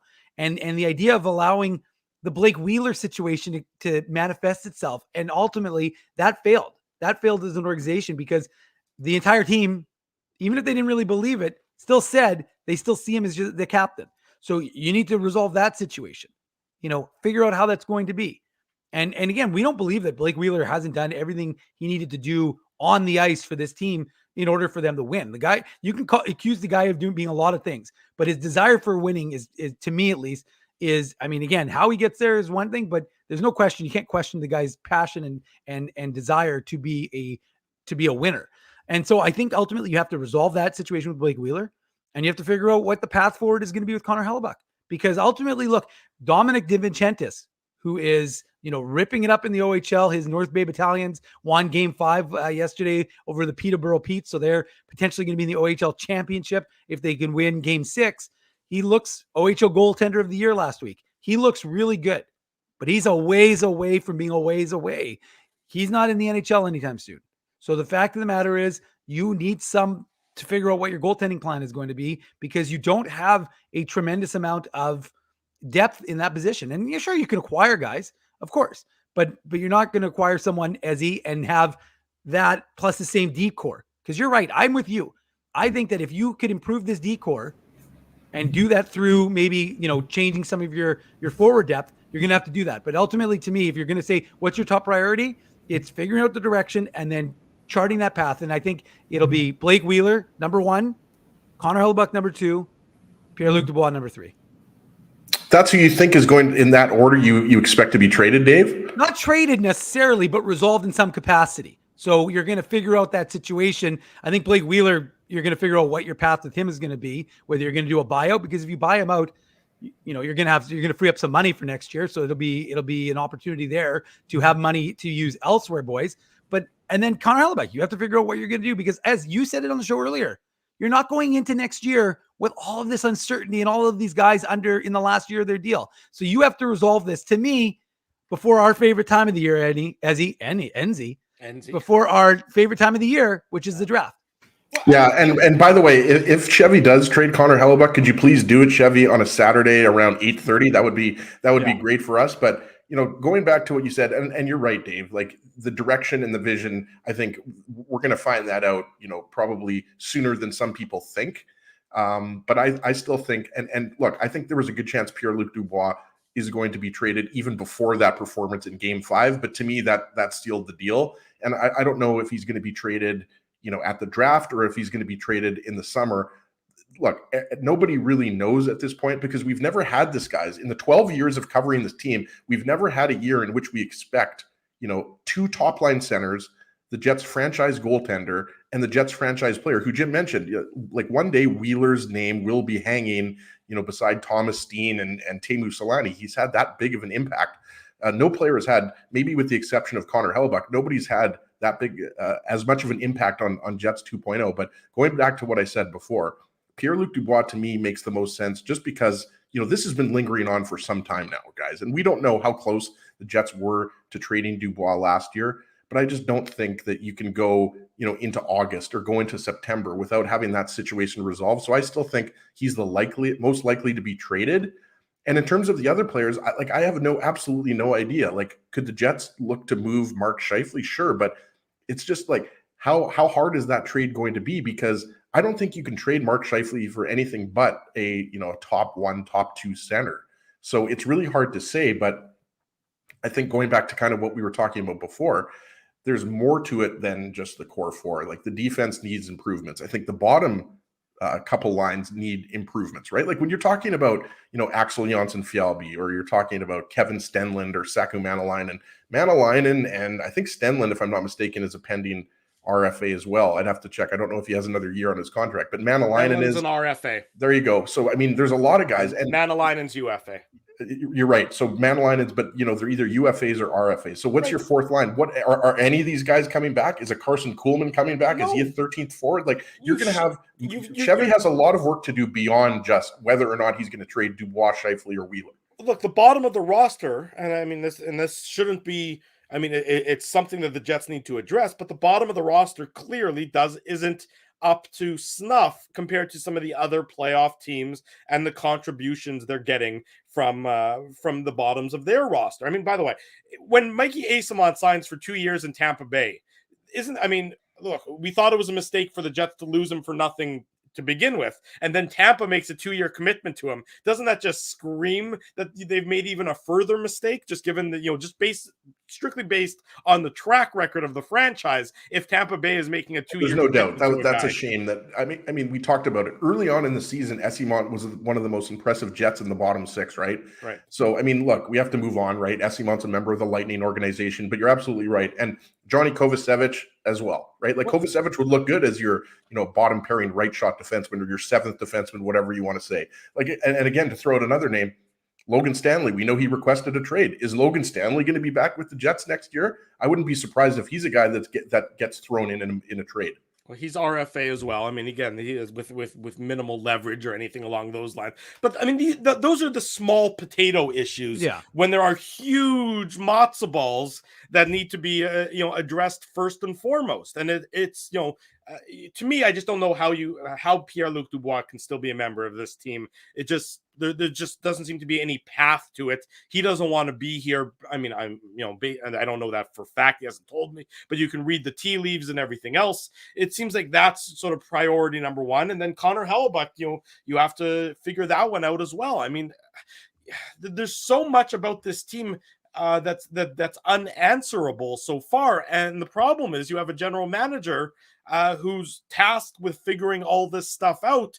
And I think a lot of people would feel that he's not the right guy in charge of making those decisions. But, obviously that doesn't even matter anymore because clearly Chevy's not going anywhere. So everybody that, thinks that Chevy might be fired, it's just not going to happen. It might happen down the road, but it's definitely not happening in the near future. And then never mind the coaching aspect, which we talked about earlier, where Rick Bowness, I mean, there needs to be mending of fences. I would argue, based on the end of season comments. I think they should go to Penticton this year. They went to Banff last year, so maybe if they go to Penticton, that would be a better result. That's where the Young Stars tournament will be, is in Penticton as per usual. I don't think that'll be the deciding factor. Sorry, Kelowna, maybe Dennis can have some of the boys over at his house. Yeah, Dennis can hold the retreat. Look, Drew, it's funny. You made a comment and I thought to myself, that's interesting because you said, who cares about the fourth line?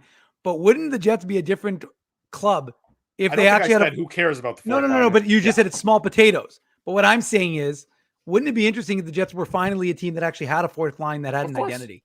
Well, because of course, but look at Vegas. Look at these teams that actually do have fourth lines. Look at the Islanders. I know the Islanders didn't have a ton of success this year, but the fact is, look at these teams that have an identifiable fourth line that has some sort of identity that brings something that isn't interchangeable and really unremarkable. And that's an area that that goes to the idea of depth and that idea of the Jets needing to do that. Look, there's a lot of things that the Jets have to figure out this year and this summer, and it's going to be a fascinating thing to watch, boys. And we're going to, of course, be there every step of the way, whether it's in-game media stuff or whether it's just remote. But yeah, I mean, this team has got to figure it out from a lot of different perspectives. I mean, look, the fan base is pissed off.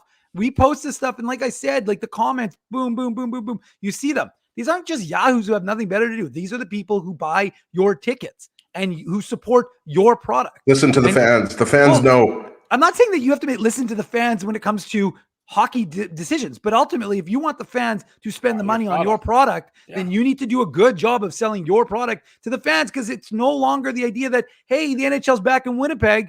Just be happy the NHL's back in Winnipeg. That notion should have been gone a long time ago. It is gone. And ultimately now, if you want, look, we're out of a pandemic.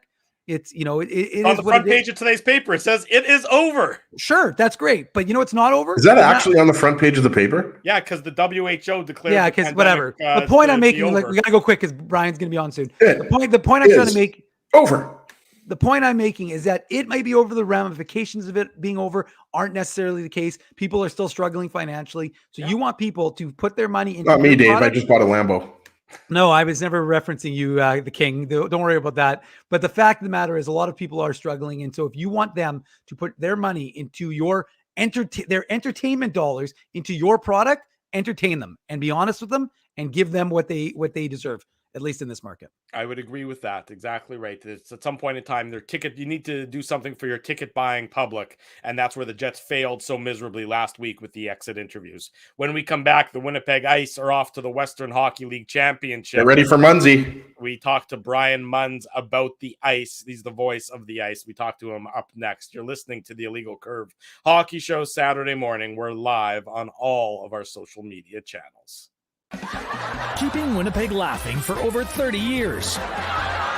Rumors, Canada's longest running comedy club, bringing you the biggest laughs from the best comedians on the planet. Jerry Seinfeld, Chris Rock, Jon Stewart, Dennis Miller, Brad Garrett, the greats, and all the up-and-comers too. When was the last time you laughed out loud? Make it a great night out with friends or book your office or birthday party. Even a fundraising event at Rumors. Get all the details and dates on upcoming shows at rumorscomedyclub.com. Hi, Ez. A strange question for you. But why are you lying on the ground being crushed by a piano? Well, Drew, I definitely tried to carry this baby grand piano down the stairs by myself, and somehow I failed miserably.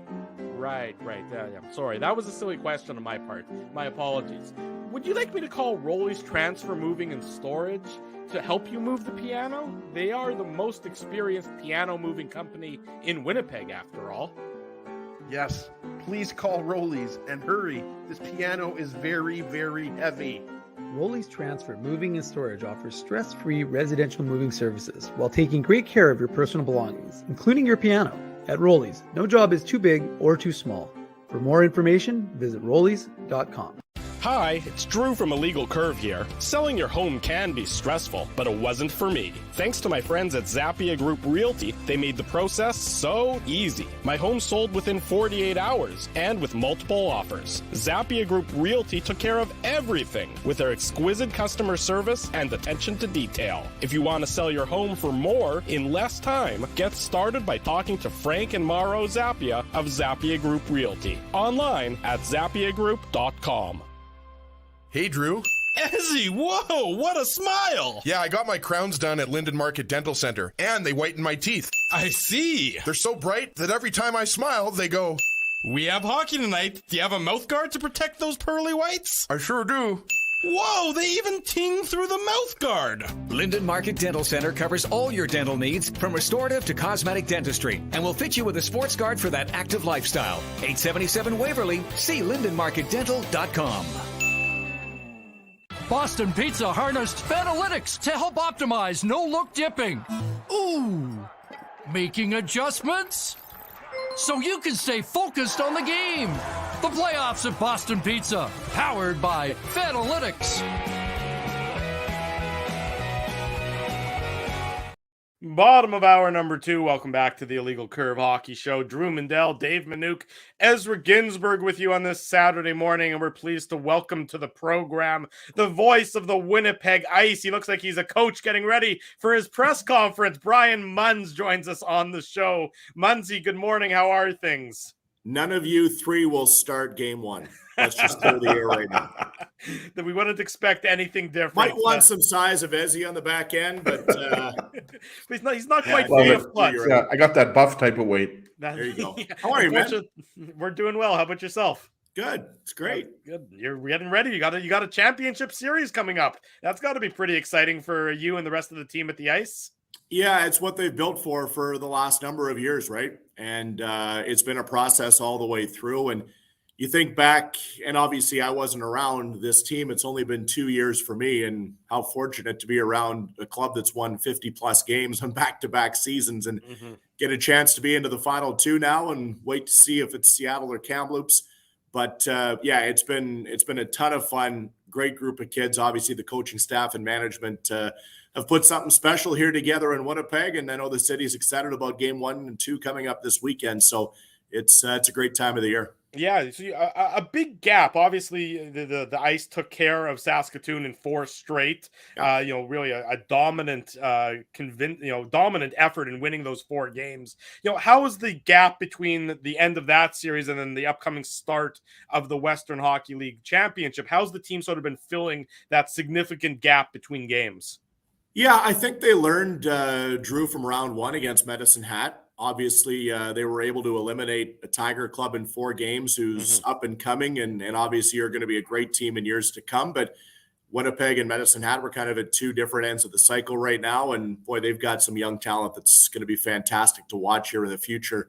But, I think it was nice where they've gone through pretty much this same gap already and had success with it going into the Moose Jaw series, which was a heck of a challenge against the Warriors, obviously. So, coming out of the 4 straight wins over Saskatoon, I think I would look at it for the most part, and in talking to James Patrick and Terrace McEwen here, that it's been just kind of, hit reset and resume to what they were able to do. So they had, how did it break out? We finished the game on Wednesday night in Saskatoon, bussed back. We got home about 8 a.m.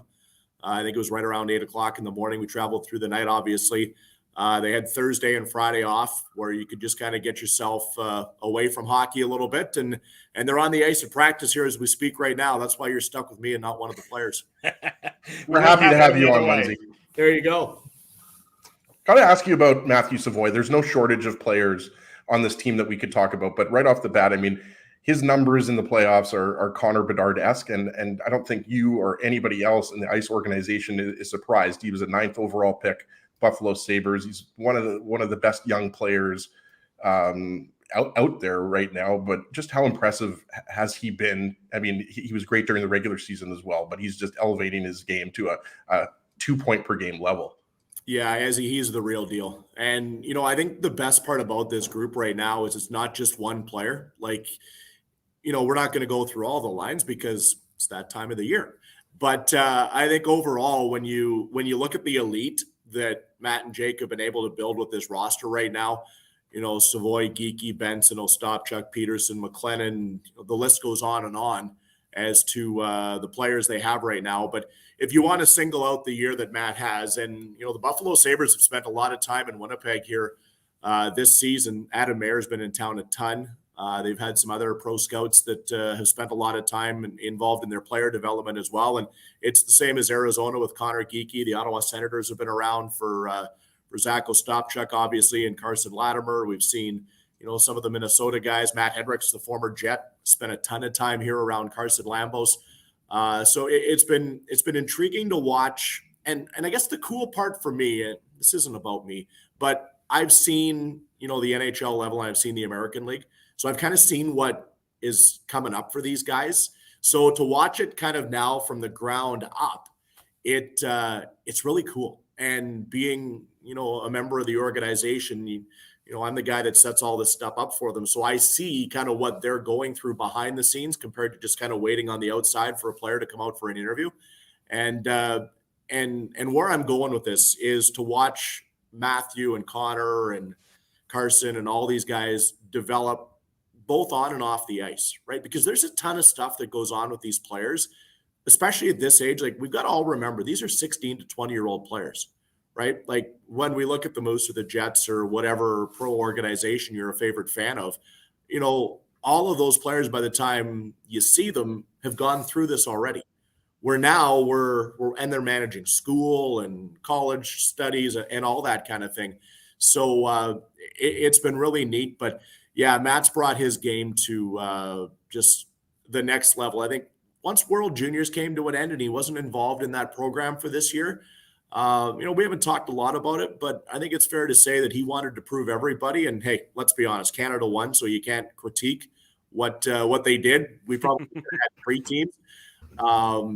I think Matt wanted to show that he is an elite junior player amongst his peers, and boy, he's done that. And it's obvious the line that's been together kind of all the way through the playoffs here has been Matt Savoy, Zach Benson, and Connor McLennan. And the speed and the skill that those 3 players bring together is so fun to watch. Well, Munzie, that's what I want to ask you about is Zach Benson, because he's just an exciting young player, and he's 17 years old. Looks like he'll be a top 5 for sure, top 10 draft pick at the upcoming NHL draft in Nashville.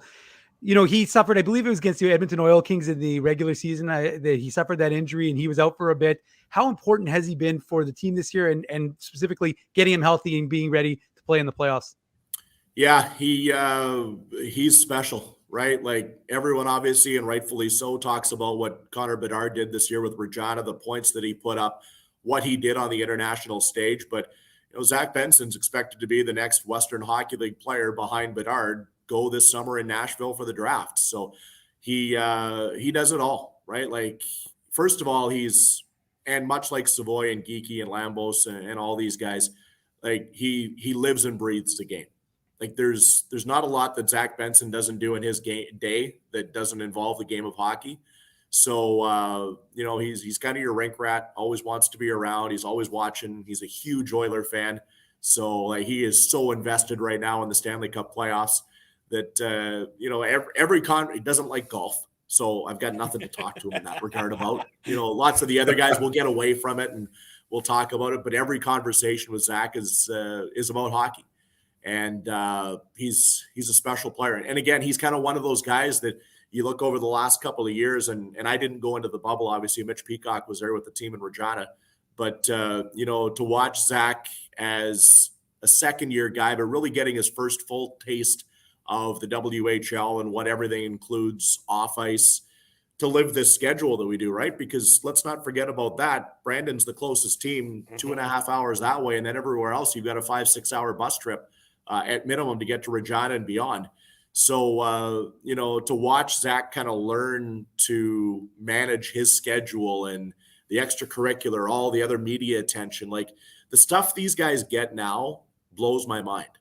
Like, it's amazing how And I get it because, look what you guys are doing and everybody right now, kind of since the pandemic changed the media world, everybody wants a piece of these players. So for them to manage their schedule and still stay focused on exactly what the task is, and that's on the ice right now at practice, gearing up for game one against the T-Birds or Blazers on Friday night, that it's quite something special to see. And he's a great kid. We're going to watch downtown for a lot of years, whatever jersey he's wearing for sure. You mentioned the upcoming opponent. Brian Munn's our guest on the Illegal Curve Hockey Show, talking about the Winnipeg Ice. The upcoming opponent could be determined as early as tonight, Seattle or Kamloops. The Ice played both teams once in the regular season, if I'm not mistaken. Correct me if I'm wrong, Brian. Yeah. But, how does that sort of unfamiliarity, factor into sort of the preparation for the upcoming series? Seattle up 3-1. Seems likely it's going to be Seattle, given that they were sort of neck and neck with the Ice all season long for superiority in the Western Hockey League. But the lack of familiarity between the teams, how does that sort of play into preparation? Well, I guess it's even, right? Because both teams have only seen each other once, but you guys know, and in today's world, there's no secrets anymore, right? Mm-hmm. Like, it's not like the old days where you're trying to find tape, or you've got a couple of guys bird dogging as janitors in the arena, watching the skates and trying to figure out what practice and the lines are and all that kind of stuff. These coaches nowadays at this level do the exact same thing as what they do in the American League or the NHL, and the hours of video already that they're pouring over. And they've got scouts, they've got people that do give them some insight as well. But you can watch every game on WHL Live now, and I know, like, we were all glued to Game 4 when we got back home, because we knew we were having an opportunity to play now in the league final as an organization. And Drew, you mentioned the game coming up here tonight. I think everybody around the team knows what they're doing this evening. So, and the other part about it too is all the players know each other now, right? Mm-hmm. Like, they're all connected, whether it's a Hockey Canada event or they're growing up in the same areas, or, especially if it is Seattle, and, even if it is Kamloops, there's some World Junior players there. So, Lambos would have known them from last year or camp this year. Zach Ostapchuk knows these guys. So, again, there's not a lot behind the scenes that really anybody can pull that little joker card out of their back pocket and say, okay, this is what we're going to do in game one, because everybody's seen it. Everyone has seen it, but it's sort of a unique situation with Brad Lambert. Given that he spent so much of his time overseas in the last number of years, and now has come back to play for Seattle, and obviously the ties to Winnipeg being a Jets draft pick, he's sort of a bit of an anomaly in how he's been able to come into the Western Hockey League, put up such impressive numbers for Seattle, if it ends up being Seattle, and then just more connectivity between Winnipeg, the Ice, the Jets, and sort of the hockey communities there. It's a unique sort of circumstance with him. Yeah, Brad, obviously, Dylan Gunther started the year with the Arizona Coyotes. Mm-hmm. He was involved with the Edmonton Oil Kings last year that eliminated Winnipeg in the Eastern Conference Championship Series. Nolan Allen is on the back end there for Seattle that we saw a lot as a member of Prince Albert. List goes on and on. We could go through the entire T-Bird roster if you wanted. All those World Junior guys have played for Canada. So there is a lot of intrigue. There is some fantastic storylines that Kevin Olszewski and I will be able to tell over that 7-game series, and we expect it to go a long time because both teams are that good that it's going to be a fantastic series to watch. And there is so many great, different reasons for people to come out and watch these games starting Friday and Saturday inside the Ice Cave. Munzie, I want to ask you about a player that maybe, some people might not think I would ask you about, but it's just because I think it's so impressive what he's doing at such a young age, and it's Jonas Wu. That I work at Hockey Manitoba. He was on our provincial team. He was only 15 years old at the time. It's like, he's 16. He's still, as you mentioned, you have to remind yourself, we keep getting older. These guys keep getting younger, right?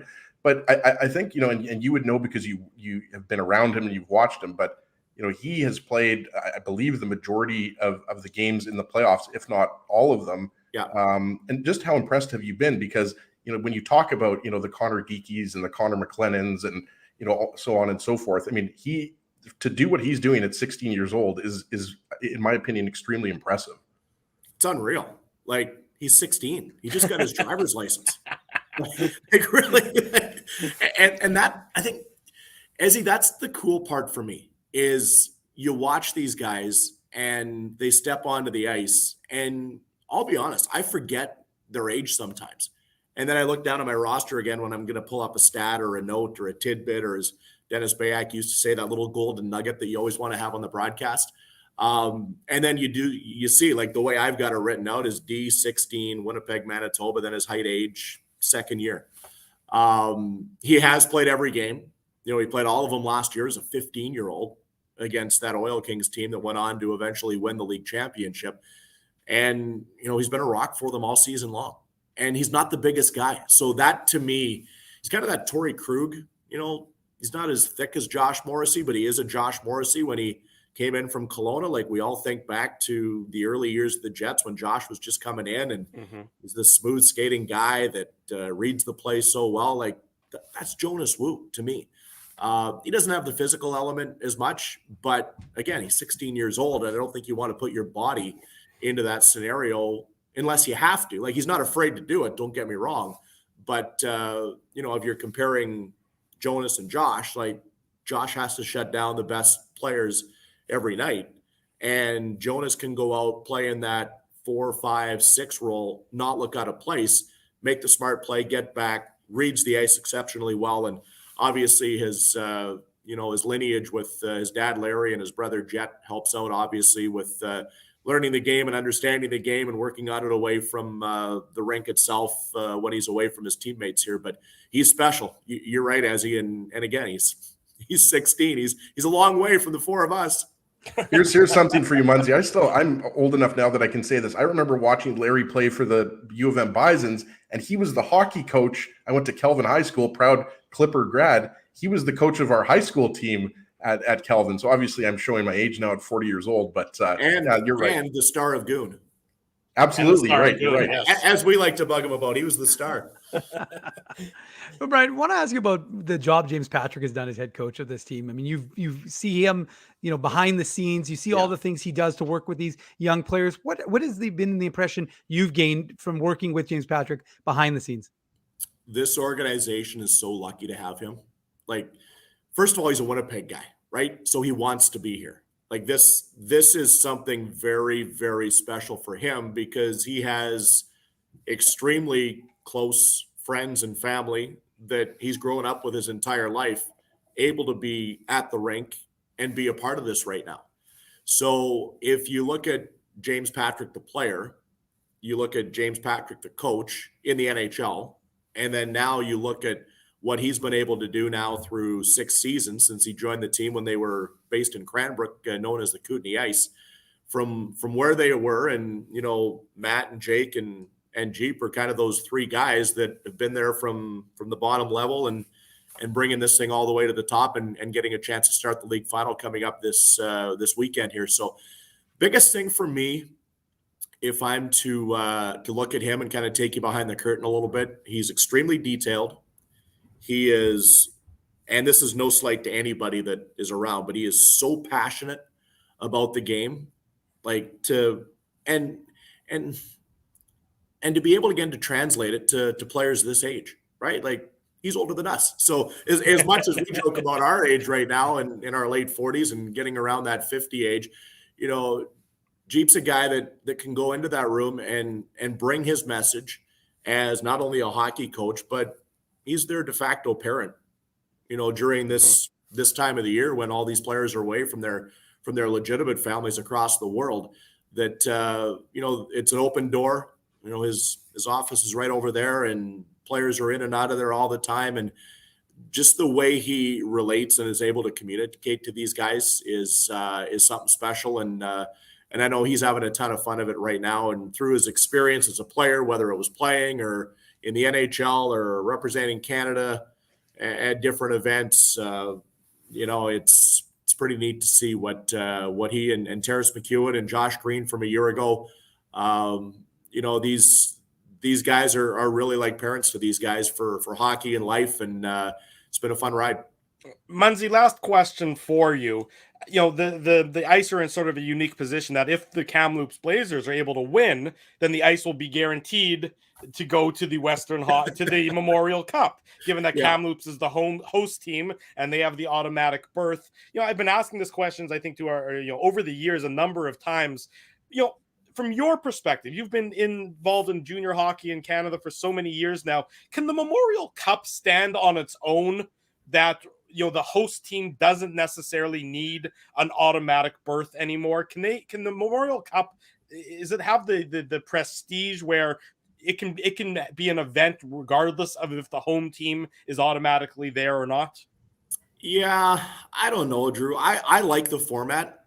I really do. I think it leads to the excitement for the last couple of years. Like, if you want to take it into the interior for Kamloops and Blazers hockey fans, like, you think of the rich tradition of that organization, and for them to know over the last few seasons that coming up here at the end of this month, they're going to host the national championship. They've built that team all the way through, right? Mm-hmm. And then you've got, look back at the deadline, the arms race that it was between the Ice and the T-Birds and, Saskatoon, Moose Jaw. Like, there was so much parity all the way through Portland that, everybody looks at it and says, okay, our league is hosting this year. So it goes through all 3 years, right? You've got the Ontario League, you've got the Quebec League. So every third year, your league has an exceptional opportunity to win a national championship. So I think it's great. As it moves forward, then you only have one WHL representative. But I've been to a few of these things now, and I can tell you there's nothing like that first round robin game. I've only been there as a fan, obviously, so far. The one that really stands out for me was the Kelowna Rockets in 04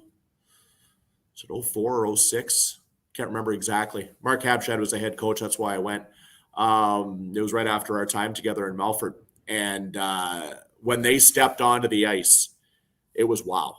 And then the two also that I've seen in Regina, every time the Pats came out, like, you could just feel the buzz. So I think you want the host team in it.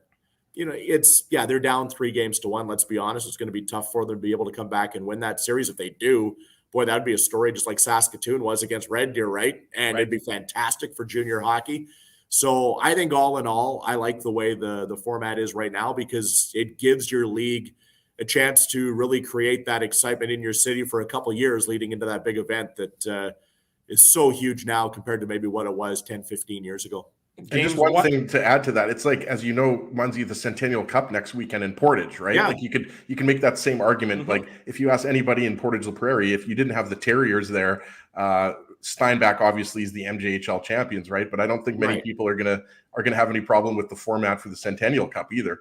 No, and you know what? I've had a privilege of calling that thing a number of times back earlier on in my career, and it's special to have the home team, right? Because everybody gets around it, and if you were to look at Portage being the host for this year, Steinbach's only 2 hours away, so Piston fans are going to go there no matter what. But think of that game when you've got Steinbach and Portage playing, or you've got North Battleford coming in from the SJ, right? Like, you want these local teams there because, hey, all the other teams across the nation deserve to be there, but to watch Quebec and Ontario isn't going to draw everybody out as much as maybe as it would when you've got Portage and Ontario playing, because you want to see your home team win. Games 1 and 2 next weekend. How can people get tickets, Munzie? Do the WinnipegIce.ca coming up on Friday night at 7:00, and then we'll play Saturday at 6. We're bumping it up an hour early. It's been great to see the young families and the groups be able to come out and take advantage of these earlier starts on the weekend, and you're back home by 8:30, 9 o'clock. So it's a fantastic weekend. We're pumped for it, and look forward to a packed ice cave coming up less than a week away now. It'll be Lindsay, fun. just one more thing. That Battleford's team was really good. My dad is from Flin Flon, who's obviously in the SJHL. But so I was pulling for the Bombers in that one. I got to bring it back to the SJHL for Munzie, but I don't think Flin Flon had any chance in that series. I think it was a sweep. But unfortunately, the Bombers are going to have to wait another year. Yeah, I was keeping close eyes on that one. Obviously, Braden Klamosko is the head coach in North Battleford, and he's Humboldt Bronco alumni, and his dad was an assistant coach 20 years ago when I was calling Bronco hockey. So yeah, I was keeping an eye on that, and I'm happy for Braden, obviously. And whether it's Portage, I'm good friends with Paul and Booj and Steinbach. Booj was our goalie in Melfort back in 1997-ish, something like that, the assistant coach with the Pistons. So I'm hoping for a local team to win for sure. It'll be some great hockey upcoming here with the ice and, of course, with the Centennial Cup taking place in Portage as well. Munzie, thank you for this, buddy. Best of luck to you and the rest of the team in the ice in the upcoming Western Hockey League Championships. We'll keep a close eye on everything.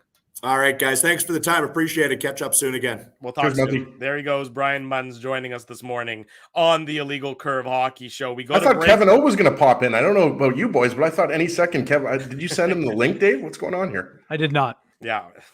When we come back, one final break, and then Dave will let us know about what's happening with the Moose, including the own goal heard around the AHL. You're watching the Illegal Curve Hockey Show. One final segment up next. It's going to be overtime as well.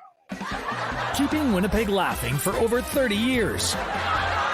Rumors, Canada's longest-running comedy club, bringing you the biggest laughs from the best comedians on the planet. Jerry Seinfeld, Chris Rock, Jon Stewart, Dennis Miller, Brad Garrett, the greats, and all the up-and-comers too. When was the last time you laughed out loud? Make it a great night out with friends, or book your office or birthday party. Even a fundraising event at Rumors. Get all the details and dates on upcoming shows at rumorscomedyclub.com. Hi, Ez. A strange question for you. But why are you lying on the ground being crushed by a piano? Well, Drew, I definitely tried to carry this baby grand piano down the stairs by myself, and somehow I failed miserably. Right. I'm sorry. That was a silly question on my part. My apologies. Would you like me to call Rolly's Transfer Moving and Storage to help you move the piano? They are the most experienced piano moving company in Winnipeg, after all. Yes, please call Rolly's and hurry. This piano is very, very heavy. Rolly's Transfer Moving and Storage offers stress-free residential moving services while taking great care of your personal belongings, including your piano. At Rolly's, no job is too big or too small. For more information, visit rollys.com. Hi, it's Drew from Illegal Curve here. Selling your home can be stressful, but it wasn't for me. Thanks to my friends at Zappia Group Realty, they made the process so easy. My home sold within 48 hours and with multiple offers. Zappia Group Realty took care of everything with their exquisite customer service and attention to detail. If you want to sell your home for more in less time, get started by talking to Frank and Mauro Zappia of Zappia Group Realty. Online at zappiagroup.com. Hey, Drew. Ezzy, whoa, what a smile! Yeah, I got my crowns done at Linden Market Dental Center, and they whiten my teeth. I see. They're so bright that every time I smile, they go... We have hockey tonight. Do you have a mouth guard to protect those pearly whites? I sure do. Whoa, they even ting through the mouth guard. Linden Market Dental Center covers all your dental needs from restorative to cosmetic dentistry and will fit you with a sports guard for that active lifestyle. 877 Waverly. See lindenmarketdental.com. Boston Pizza harnessed Fanalytics to help optimize no-look dipping. Ooh, making adjustments so you can stay focused on the game. The playoffs at Boston Pizza, powered by Fanalytics. Big thanks to Brian Munz. Big thanks to Jim Toth for joining us this morning on the Illegal Curve Hockey Show. Great ice content, great Jets talk. You gotta love a 1290 reunion, right? Oh, yes, exactly. You do. We bring everyone else on. We'll do Let's get Rack on here, show. Yes. Thank you for interrupting me, though. That was much appreciated there. So we're going to mute you for the rest of the show, and we're going to turn it over to Mr. Minuk. Put on your antlers. It's time for the Minuk Moose Minute on the Illegal Curve Hockey Show. I'm pretty sure from my house in Crescentwood, I could hear Dave going, "No!" Why? When that puck entered the net on the delayed penalty. Did Drew just go through puberty again? Yeah, I don't know what happened to Drew. I thought he was having a seizure for a second there. No, Drew, as you know, I don't cheer one way or the other. So I was watching that with, I was incredulous, to be honest with you. But, you know, it's a shame we didn't do the show 2 days ago when we'd have the opportunity to talk about 2 straight overtime wins by your Manitoba Moose to take a 2-1 lead and potentially have the opportunity to clinch last night And the Moose looked like a team that was ready to clinch, coming out the right way. Greg Morales scoring the first goal in the first period, have a 1-0 lead. And the Moose played a really good game 3. I have to say, like they really were excellent. They were physical. I didn't think that they were disciplined. Now, unfortunately, that didn't for the Moose continue into game 4, and they were hit with penalty after penalty. And Milwaukee has the best power play, a great penalty kill as well, but you just couldn't afford to do what the Moose did, which was played with fire, and they got burnt. And they took a 5-on-3 early in the first, and they killed the first one, had a chance to almost kill the second one and didn't. It was a 1-1 game.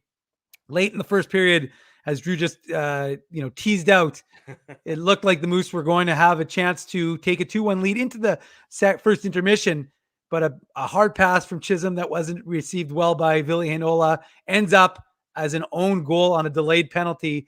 And now the Moose are down 2-1, and you're like, well, that was inopportune for Manitoba, and their chances in the second period didn't go very well. Down 3-1, then down 4-1. And again, power play goal. So you're thinking to yourself, okay, the Moose had a chance, but you're blowing it by taking penalty after penalty. And it was, the refs at the AHL, it's a development league, but the refs there were 4 penalties before the first 5 minutes of the game in the first period, maybe 10 minutes. It was too many penalties called. It was put the whistles away, let them play. Unless it's egregious, unless a guy takes a guy's head off, I don't want to hear a whistle. Unless it's a clear delay of game penalty, don't blow the whistle. Hold on, are you talking about Sam Bennett on Matthew Nyes right now? Because that was absurd. The fact that people were saying that wasn't a penalty that was a WWE takedown. Anyways, yeah, no, I know. But the point is, to me in the playoffs, again, these are two teams, as I've touched on. Tonight will be the 30th time in the last 2 years these two teams have played each other. So it is a lot of familiarity. This is the 13th time this year, 8 regular. This is the 5th, of course, playoff game. So these two teams don't love each other. And you can see that and you can feel it in the series. It's a great series, probably the best one that's going on right now in the AHL. But ultimately, the Moose just needed to play more disciplined hockey, and they didn't do it. And as a result, they were down 4-1 after 40 minutes. And you thought to yourself, all right, it's over. Like this is, may as well, there go the pretzels, or here come the pretzels, and just start playing for game 5. But the Moose, needed to be able to score early in that third period, kind of like the Jets did when they forced overtime against Vegas in their first round series. And the Moose did that. Jansen Harkins, he scored on the power play. Nice goal, nice setup by Villianola, and Wyatt Bongiovanni. So suddenly now Moose are down by 2. And then 2 minutes and 6 seconds later, Wyatt Bongiovanni, who only scores against Milwaukee, it appears. I think that was his sixth goal out of his 14 this season against Milwaukee. But he scored to make it a 4-3 game. Now, you got to give the Milwaukee coaching staff credit. They called a timeout. They took back, allowed them to calm things down, got the momentum back a little bit, pushed back into the Moose zone. They weren't able to score, but they really grinded the Moose down. And then, again, it comes to discipline. Captain Jimmy Olney, who just won the Yannick Dupree for the AHL Man of the Year for all of his community service, takes a penalty with 4 minutes, just over 4 minutes to go in the game. They don't get scored on, but it's just 2 minutes less now. You're playing defense and you don't have an opportunity to try and tie it. So ultimately the Moose fell short, and their final minute, they just didn't have the urgency. I want to go with the Drewism here. Their attention to detail was not good. And when I asked head coach Mark Morrison about it after the game, he said that one of the things he said was it was selfish. Well, he didn't say use the word selfish, but he may as well have, because he said disgusted? No, but he said, no, he didn't. But he essentially said, look, you've got guys who are staying on for the full 2 minutes. Stay on for a minute, get the hell off the ice, get the fresh legs on. And they didn't do that. And you could see it. They just didn't have the push.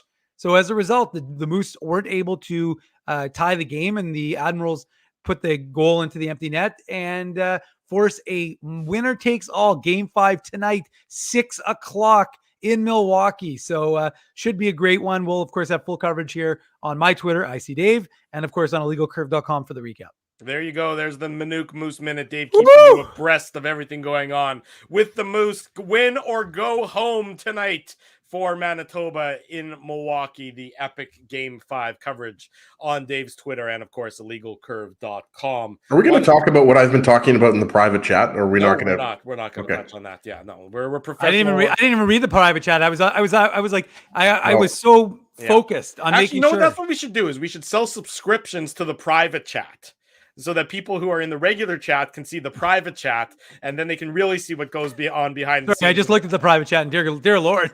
So are we basically creating an OnlyFans account? That would be exactly what we're doing. Yes, exactly. An Illegal Curve OnlyFans account, except we wear more clothes rather than less. That's how it works. But Drew, just before we end, though, we should mention, of course, as we touched on and you said a little bit, but Brad Lambert, who has been excellent in the WHL playoffs, the Jets 2022 first rounder, he'll be in action tonight against Kelowna in I think this game's in Seattle. Yes, so that's an opportunity for them to clinch in Kent, Washington, I should say, actually specifically.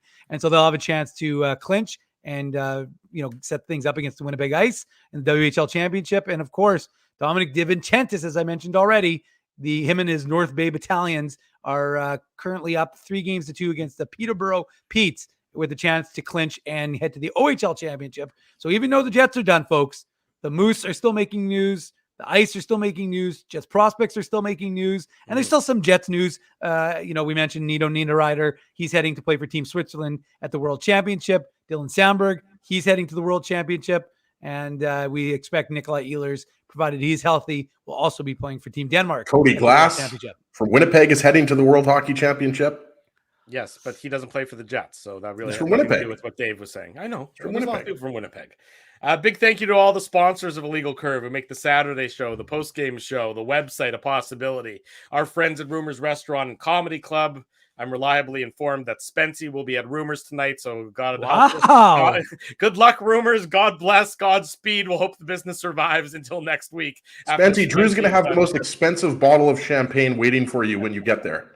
Linden Market Dental Center, Zappia Group Realty, our friends at Betway, Tough Duck, Boston Pizza, Seagram's. It's Kentucky Derby Day, so be sure to drink. I should have mentioned that. I'm very excited.